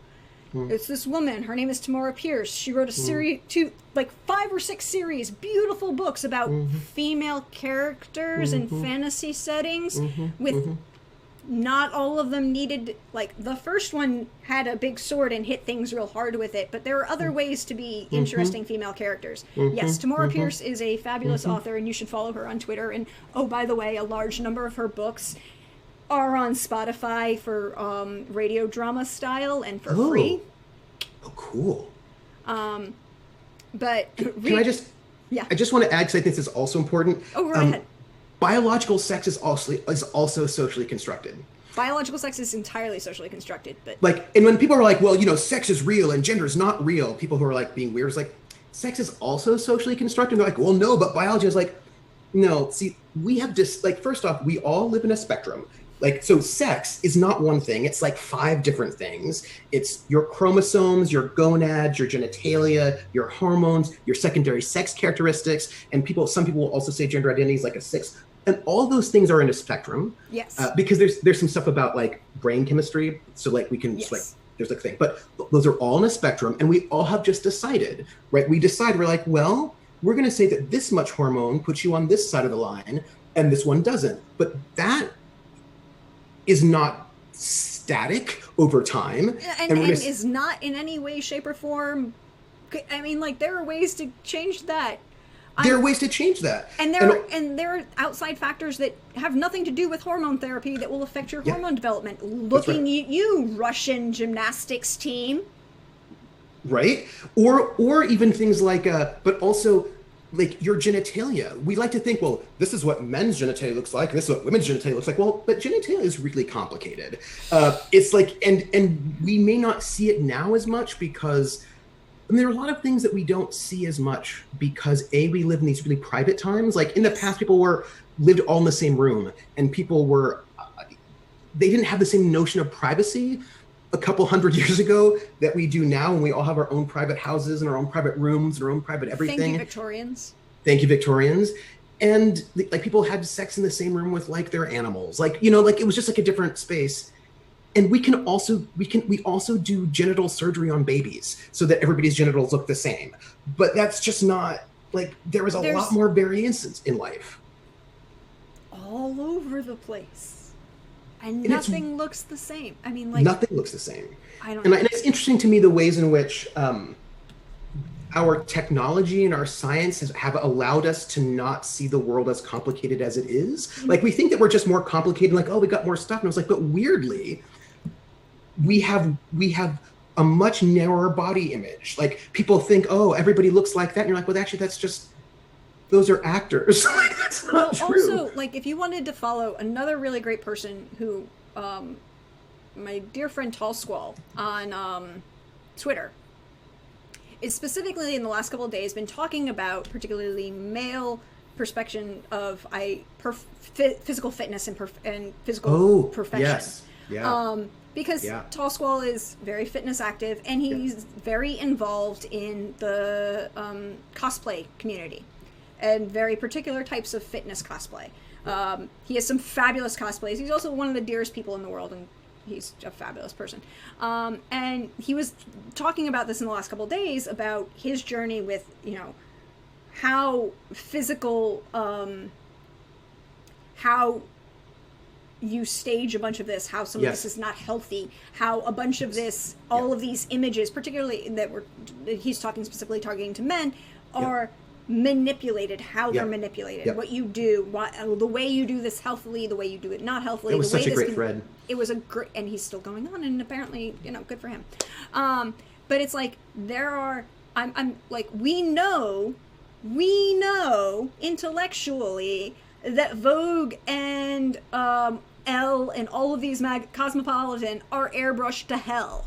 Yeah. Like, we get that, but we still internalize it. Like, I am perfectly healthy and a perfectly, healthy for a chronic acute asthmatic who,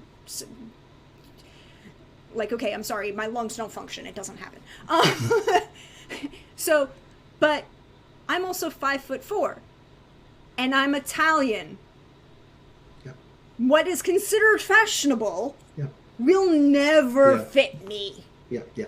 Because my mother and genetics means that I have tits and ass. Yeah. But also, in addition, this is the thing I think, and I was thinking about this when I was watching an expose on reality TV and how fake it is. And the thing is, it's about the airbrushing too, is that I think on some level we realize that these things are manipulated, but I don't think we understand how much, right? So we're like, oh, they did some airbrushing, right? You're like, they also took 3 inches off of her waist. And I don't mean that in terms of wide. I mean, they just shortened 3 inches and they made her legs longer. Like, they've actually really changed her body in a way that, like, I think we don't actually get that there's that much manipulation. In the same way, like with reality shows, we're like, well, sure, they do a little bit of this and a little bit of that. And you're like, okay, but what you don't realize is that they have actually put together conversation that never happened. Like, you think that this conversation happened, but it never happened. Because you can use audio manipulation to sort of take words, put them together, and then you hear this sentence that was never said in a reaction shot. So like, you know, like, I'm like, well, Prax, what do you think about that? And then you hear Prax saying a thing while you're looking at me responding, and she never said that at all. Like those were words that happened, but not together. And like, yeah, Frankenclipping, right? Like, there are these. So I think that we don't actually realize or for example, I was reading this person who was this really cool thing about one of those Top Chef ones where she auditioned and she went through this whole process, but she never signed the NDA. And she's like, okay, let me tell you, they do these psychological profiles on you, but they do them in order to find out what your triggers are so they can then trigger you. It's not like they do all of these, like, and they do these things that are so really exploitative and creepy, right? But we're just like, oh, I'm sure they did X, Y. You're like, well, no, they didn't do just X, Y, Z. They did the entire alphabet. Like, and I think that we sometimes don't realize exactly how much manipulation is going on. Okay, so full disclosure, my parents live in Stamford, Connecticut. It's in Lower Fairfield County. It is what is called now the Gold Coast of Connecticut, whatever. But what does that mean? So when we say that there are significant amounts of money in this area, I don't care. It's whatever. It's still there might be significant amount of people who usually work in the finance districts in New York. You have them, plus you have massive amounts of ethnic populations, immigrant populations, Italians, Haitians, Dominicans, you know, Guatemalans, Puerto Ricans. Probably still Italians. Like, you got the whole thing. Yeah, like if I go around here, you're gonna have 6 different. Like from my house, if I go like a mile, you're gonna hear 6 different languages spoken. Whatever. But one of the things that so the grocery store that's literally like less than a mile from my house, is the local grocery store, and they're run by an Italian family, and in true Italian, you know, setting everything up.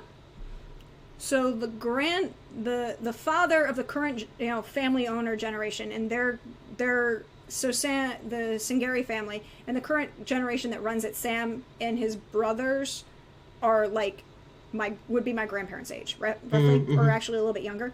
But his father started this business. He started this business during Prohibition with a produce stand, and like a good Italian, he's selling produce off the top and homemade brew out the bottom, because, you know, homemade wine is an essential. So they started these grocery stores. You know, it's a nice place. They're really great. They're family friendly, and they make sure that you can't advance within the company unless you've worked as go work in the meat department, or, well, not the meat department because that's unionized, but, you know, like, you have to stock shelves, you have to work in the whatever. But down the street, the other way, is Chapin. It's one of the richest neighborhoods in, you know, the United States. Probably one of the richest zip codes in the United States. Wow. When we say that things are manipulated, and how I learned how things really are manipulated and have been for years. So I'm walking through the grocery store, and there's this stunningly beautiful 6'2" woman, African American, who's striding purposely through the grocery store in stiletto heels and a floor-length mink. And you look up and you go, "That's Tyra Banks." Oh.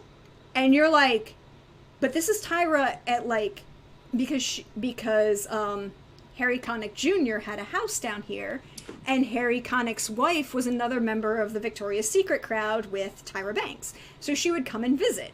And it's just like, this woman striding purposely through the grocery store in a floor-length mink. And you're like, well, that's definitely Tyra Banks, but she does not look, even with like makeup and, you know, she's put herself together. That's not what is showing in the catalogs. That's not what on the page. And you see the distinction, and you're like, oh, yeah. Two things that I thought were so fascinating. One is I watched one reality show. I think it only had 2 seasons. Maybe it was like it was one of these reality shows to become the next like model, but it had men and women in it, Ooh. and which was really interesting. And the people who like it was like the people who were the mentors were like fashion models. And what was really fascinating, what I enjoyed about it, I will enjoy any reality show where I learn things, was that it's actually really hard because I did a lot of runway. It's hard to walk down a runway. Like they're like, you're not walking right.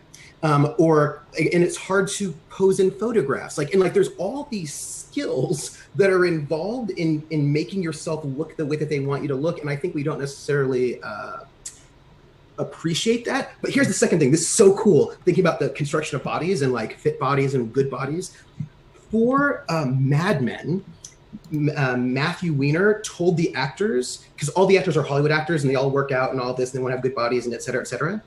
And he said to them, you are not allowed to work out using modern equipment. You can only work out the ways that people would have worked out in the 1960s, because when you look at really fit people from the 1960s and 50s, their bodies don't look the same because they didn't have the same kinds of equipment. So a fit body is just like they didn't have the bodies that we had today. They just didn't, because of the ways in which our food is different and our machines are different and what we think of we're doing when working out. And so like even a fit body is going to be different. I mean, look at Errol Flynn in Captain Blood, Robin Hood, any of the big swashbuckling movies where he's half wearing a shirt.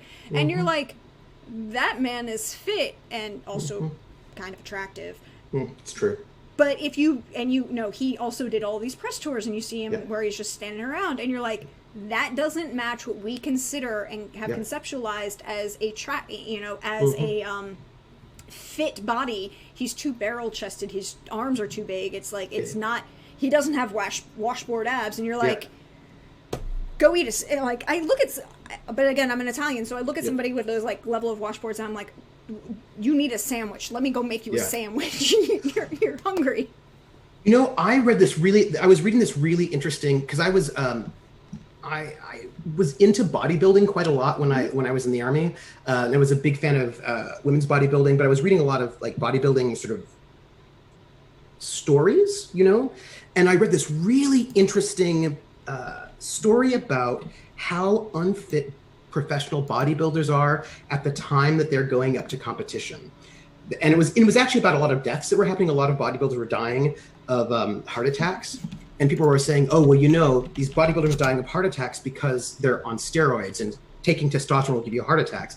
And the article was like, that's actually not what's happening at all. What's happening is that there were two things that happened at the same time. And one is that back in the day, it's about dehydration, right? That's what it was, right? So that back in the day, there were usually only two big bodybuilding competitions, the Olympia and the International. And so they would be able to space out what they were doing. But then they sort of, in the 90s, they started doing these Grand Prix. So they were doing like bodybuilding competitions every 2 months.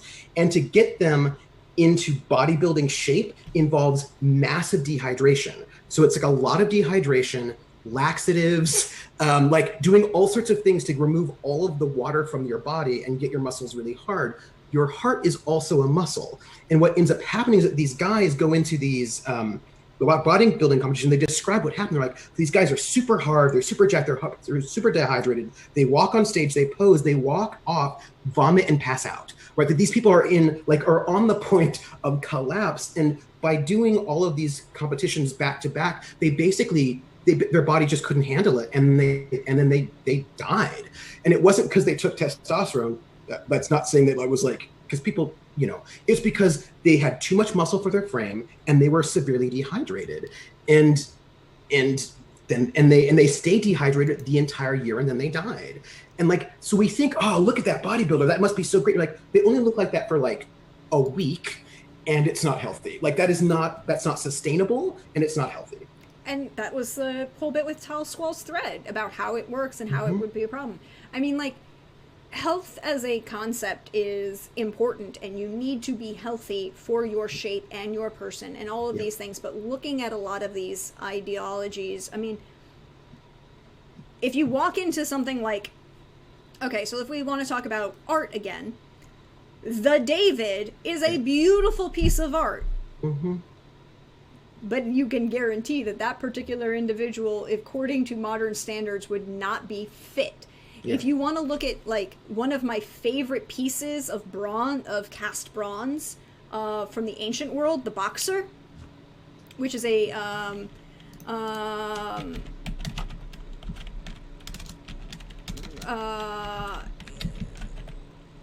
and it's a very particular Greek sculpture, and it is a very physically muscular person, but when you look at the image of the Boxer, particularly the image of him, you realize he's sitting down, he's slouched, he doesn't have washboard abs, he has the beginning of a little bit of a punch, but he's also supposed to be older, and, you know, he's tired, and he's sitting, but his arms are, you know, this is someone who modern levels of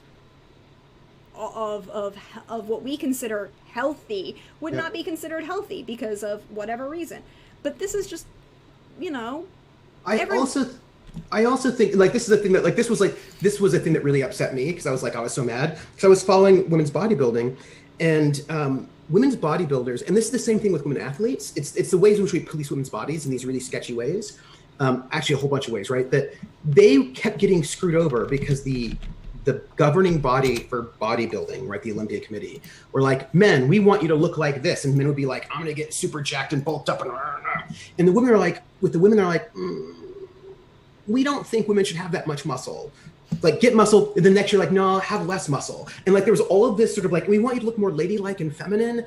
And they ended up canceling the Olympia and replacing it with Ms. Fitness, because they did not think that their male audience members wanted to see female bodybuilders, and because they were not, quote unquote, feminine enough, and they were replaced with fitness models. And no shade to fitness models, you do you, but, like, is there no space for a woman to be able to be a bodybuilder if she wants to as well? Like, and it's so, like, the ways in which that whole thing was destroyed. And then you get guys who will say things like, well, women just can't be muscular. I was like, yeah, because you never see muscular women. Oh, like that whole big fight that was going on with the video games, because muscular women don't get cast in films. They get told they need to lose muscle mass. There's all this pressure for women not to be physically fit, not to compete on that level. And if they do, they get punished for it. And so our idea of what a woman's body looks like is so skewed because of the ways in which we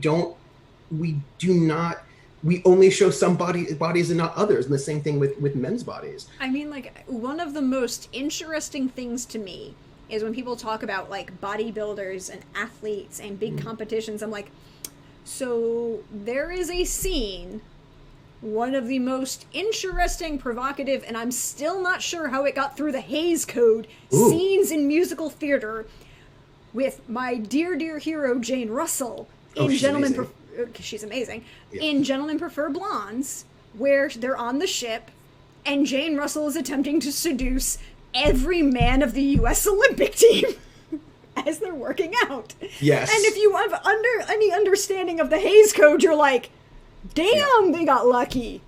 I know, because the whole Hays Code was basically invented because they were really distressed by Mae West being like, I like having sex with people. And they're like, no, we cannot have it. And, like, this entire scene is just Jane Russell being like, I'm going to tap that. Yeah. And all of that.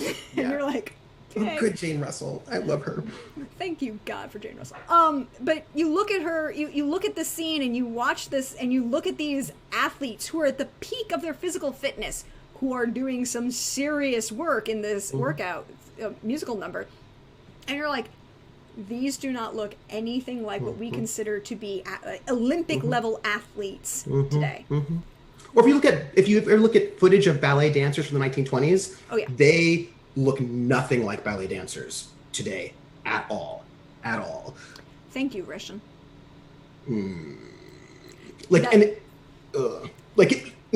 I mean, if you realize that a large number of a lot of major ballets today are suffering from multiple reasons. Number one, they aren't getting a number because of this projected gender norm concept that only women can do ballet. Yeah. Bullshit.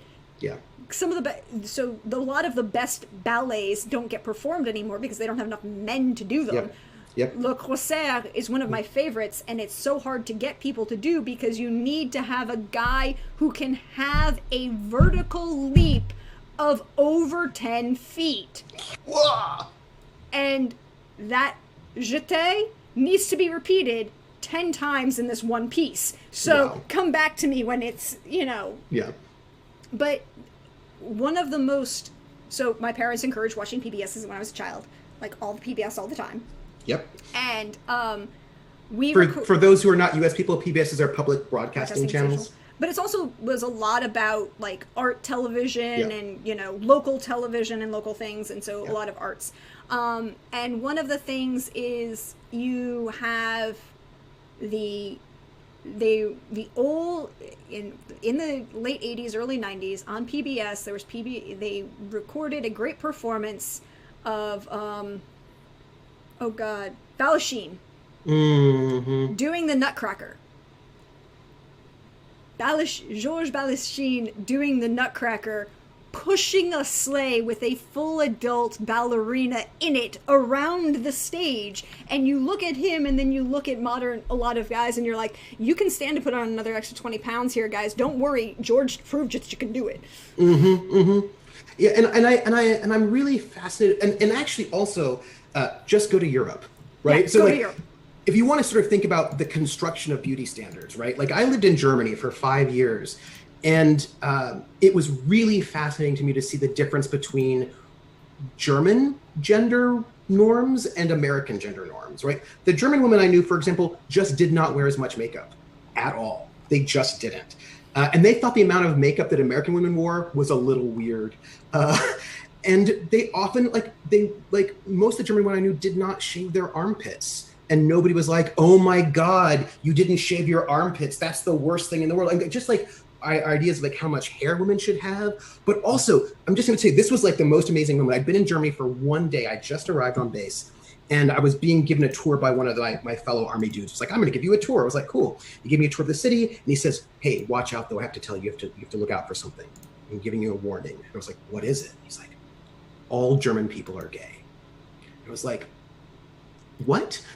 He's like, all German people are gay. And I was like, I don't think that's, why are you saying that? What is going on? And he's like, look at those German men. And I was like, uh-huh. And he's like, and German men wear more color than American men do, and they tend to have better haircuts.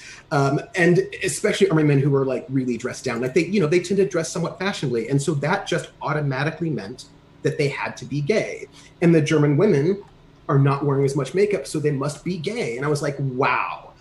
Oh my goodness. Like what? Oh, wow. Like, it's just like thinking about whether or not you have hair or don't have hair, whether or not you wear color or don't wear color.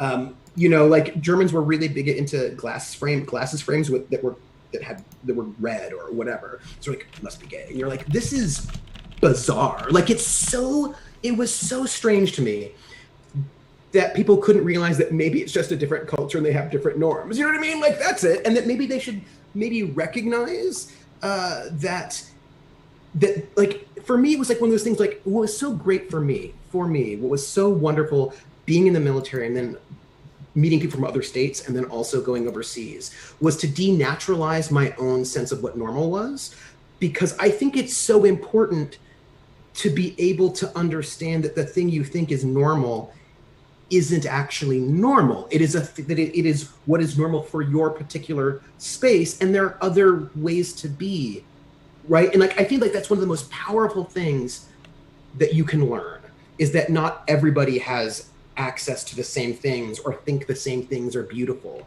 Like, it's not true that everybody knows X, Y, or Z is beautiful or whatever. Like, that actually, somebody like might think that, Lyle Lovett or whomever is like the most handsome dude ever. Like, just being able to understand there are people who are into it, that you do you. Yeah, you do you. If we could just sort of like, I don't know, for me, because I think that makes us then less bigoted and less judgy of other people, if we can recognize that there are just other ways of being, and our way of being is not the only way. And I mean, that's the thing where people forget that normal, as we use the term as an adjective, is wrong because the word comes from norms, the practices and behaviors of a cultural people as what is defined as morally correct. The norms and mores of a people are what is just that particular culture, not normal for everyone.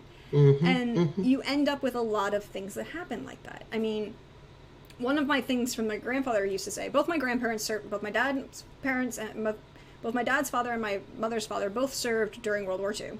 And my grandfather was a CIC officer in World War II, and for those of an OSS officer during World War II. And for those of you who don't know, those are the proto-CIA guys. Yep. Because whatever. Also, my grandmother was a nurse, and so when they were doing counterintelligence in the United States, she had gas rations in a car. My grandparents were spies. It's fine. Counterintelligence is an important thing. But one of the things he always said was that the draft was both a good thing and a bad thing. Yeah. Compulsory service is good in a sense because it forces everyone who only grows up in this small town in rural Georgia, or this town in the the Rust Belt of the United States, or this town these small groups to the bad Euro stereotype, to force to work together. And that was one of the things, like, my grandparents' generation said of the war. It's like, okay, we may be all Italians, and Italians have been accused in the past of being racist, but that's not 100% accurate. They're more tribal, as like, we don't care that you're anything, we just know that you're not Italian, so you don't talk like us, you don't speak like us, and you're probably of an oppressor who's going to be here to kill us in our sleep. So when Italy wasn't a country until 1870. Yes. And even today, it didn't have a standardized language until 1932, 33, considering when Mussolini finally forced the Tuscan dialect on the rest of the population. And if you're from Sicily,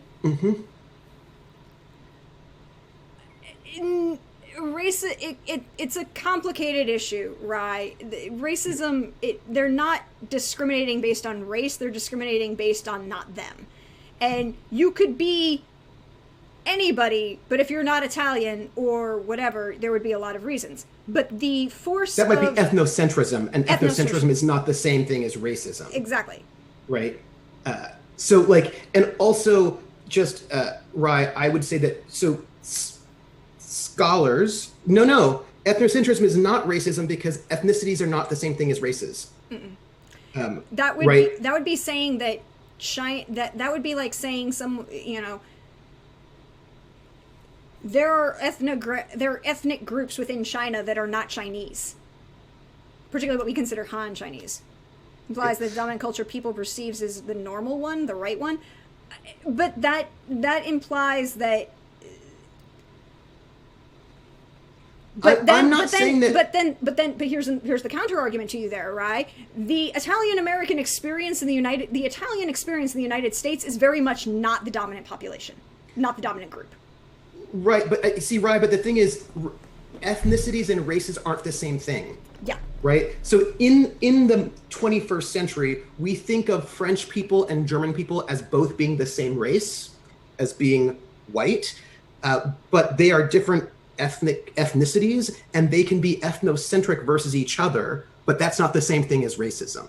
And also race is like, all these things are social constructs, right? Like, these are all social constructs. And what we define as race is a very modern concept. Yeah. And not all prejudice is racism. You could be prejudiced based on class, i.e. classism, based on ethnicity, which is ethnocentrism, based on nationality, which is nationalism versus racism, right? So, like, basically, it's not useful to use the word race for all prejudice because they're different, right? And sometimes it becomes extremely complicated, particularly if you have, for those of you who have been applying for jobs, you may have noticed that in the United States there's something called the EEOC, the Equal Opportunity hiring whatever proposition. You're supposed to self-identify, so whatever,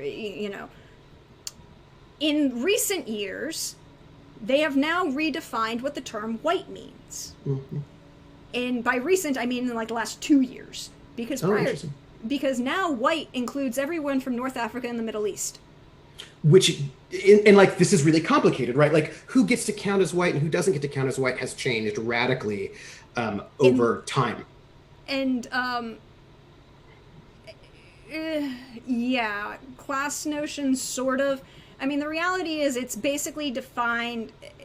So that's basically, during my particular lifetime, I have seen white now applied to North Africans who are, no, I'm sorry that they're not. I've seen it applied to those from Middle Eastern descent.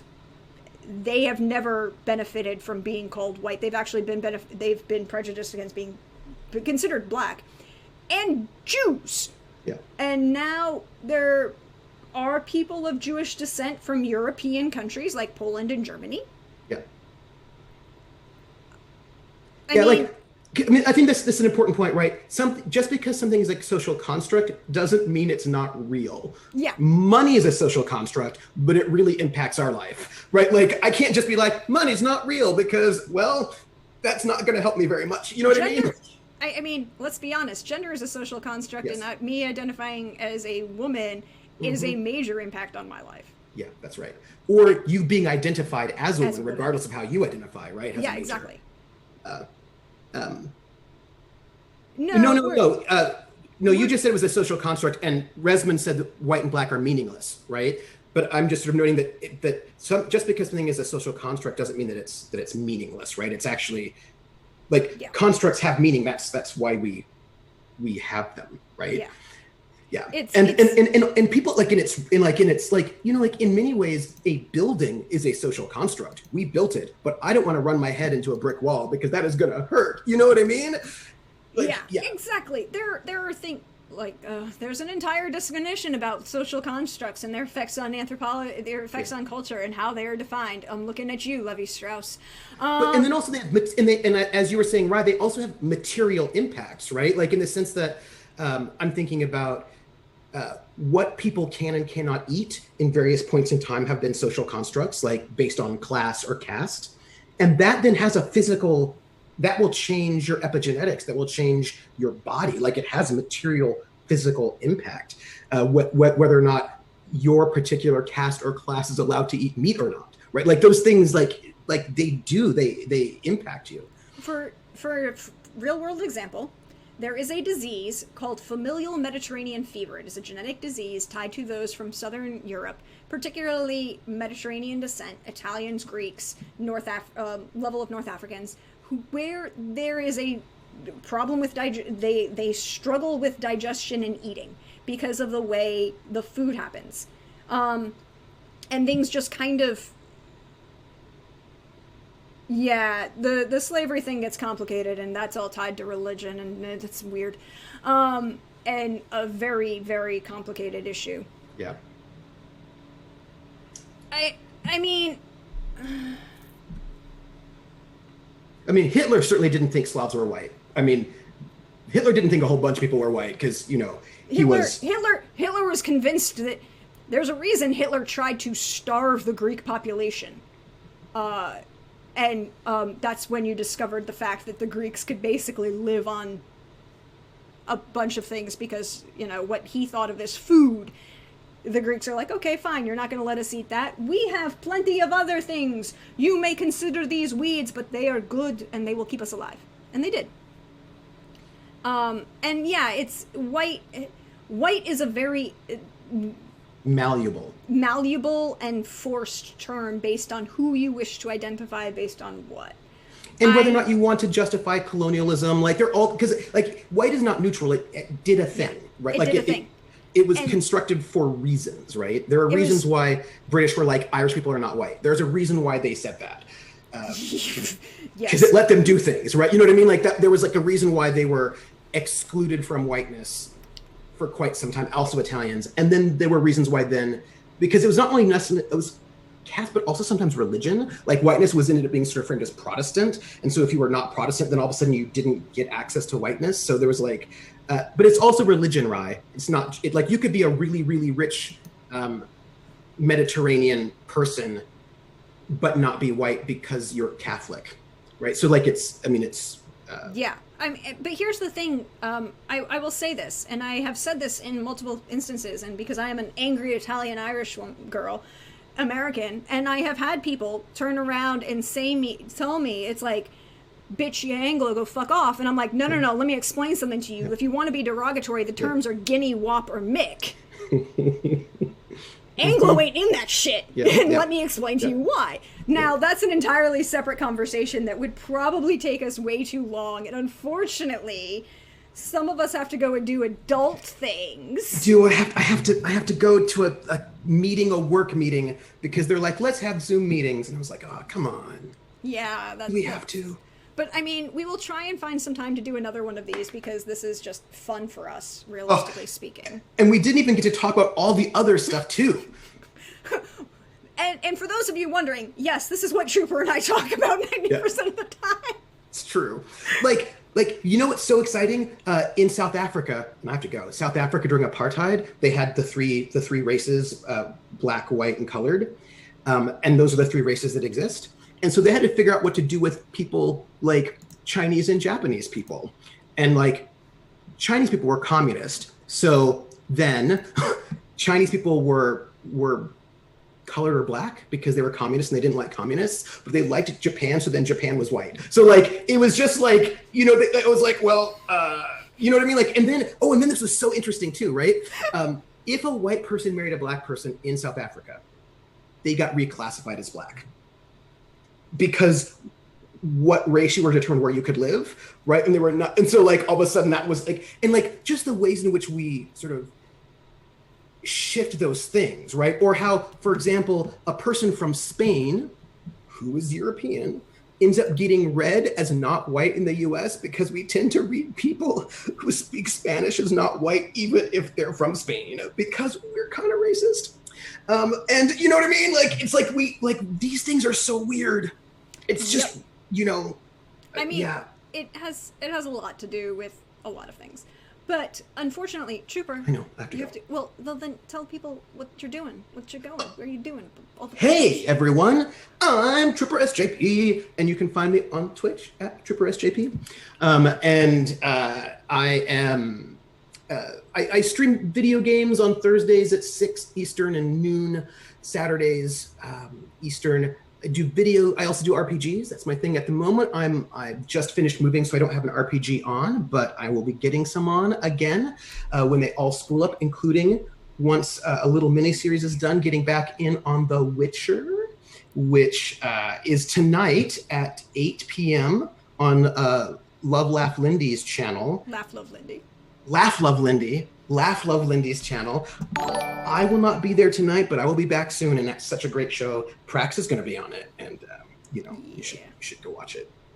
Yes, that will be tonight. We're coming back with The Witcher, and we are totally not going to do. We're going to have to deal with that cliffhanger, literally, of 4 Witchers, a sorceress, an elven healer, 13 other random elven refugees, and a random scholar staring at a bunch of guys who are dressed in Nilfgaardian army at the edge of a cliff. I feel like it's a misunderstanding. We'll just be like, hey, Nilfgaardian army, I think that we're not the droids you're looking for, and they'll just leave. I mean, I could do that. I mean, that is a spell that she has. Mental manipulation is a control spell that she could do. I'm not sure how effective it'll be over everyone, but yes, we get to be nerdy and academic. And as for me, hey all, you know me, I'm at Dirgedomin on Twitter or Prexagorth Esmiophoria as you see me around on Twitch. And like Trooper said, tonight, Witcher, Family of Wraiths, back on Laugh Love Lindy's channel. I'll be back here tomorrow without Trooper, unfortunately. I'll be back. Eventually. We'll talk about when we have scheduling. But for me, we're working our way through the Metamorphoses with digressions and recitations, and occasionally going back to the original source material because I can't believe some of the translation terminology, like flaming eyeballs and baguettes and bread-tipped spears. Which we're pretty sure was just a typo, supposed to be broad-tipped. Yeah. But bread-tipped was an interesting choice. Well, if I were hungry, I might enjoy a bread tip spear. You know, just like a little baguette. Yeah, but I don't think it's really effective when Aeneas is trying to kill Turnus. That's fair. That's fair. But other than that, yep, we'll be back here and then tomorrow night on Wandering DM's channel, we're back with season 2 of hashtag Thorny on Main, hashtag Thirst Crew with our Dragon Age campaign, and there's some new people, some new faces, interesting things. All the good things. All the good things. I'm excited for Dragon Age 4. Yes, if you've seen the stills, it looks fabulous, and we might get to deal with some of that thing that would happen at the end of that DLC for Dragon Age Inquisition. Thank you for that follow. I appreciate it. We're gonna have to talk when Dragon Age 4 comes out. We're gonna have to we're gonna have a moment. We will have to call Tanya, and then we will have a major moment between you, me, and Tanya, and just have a Dragon Age-ish moment. It's fine. Oh, Dragon Age. That's it. It'll be great. All right, I gotta go to work. Yeah, you have to go to work, and I will say goodbye for everyone. And so have yourself a wonderful day, all. We'll catch you next time.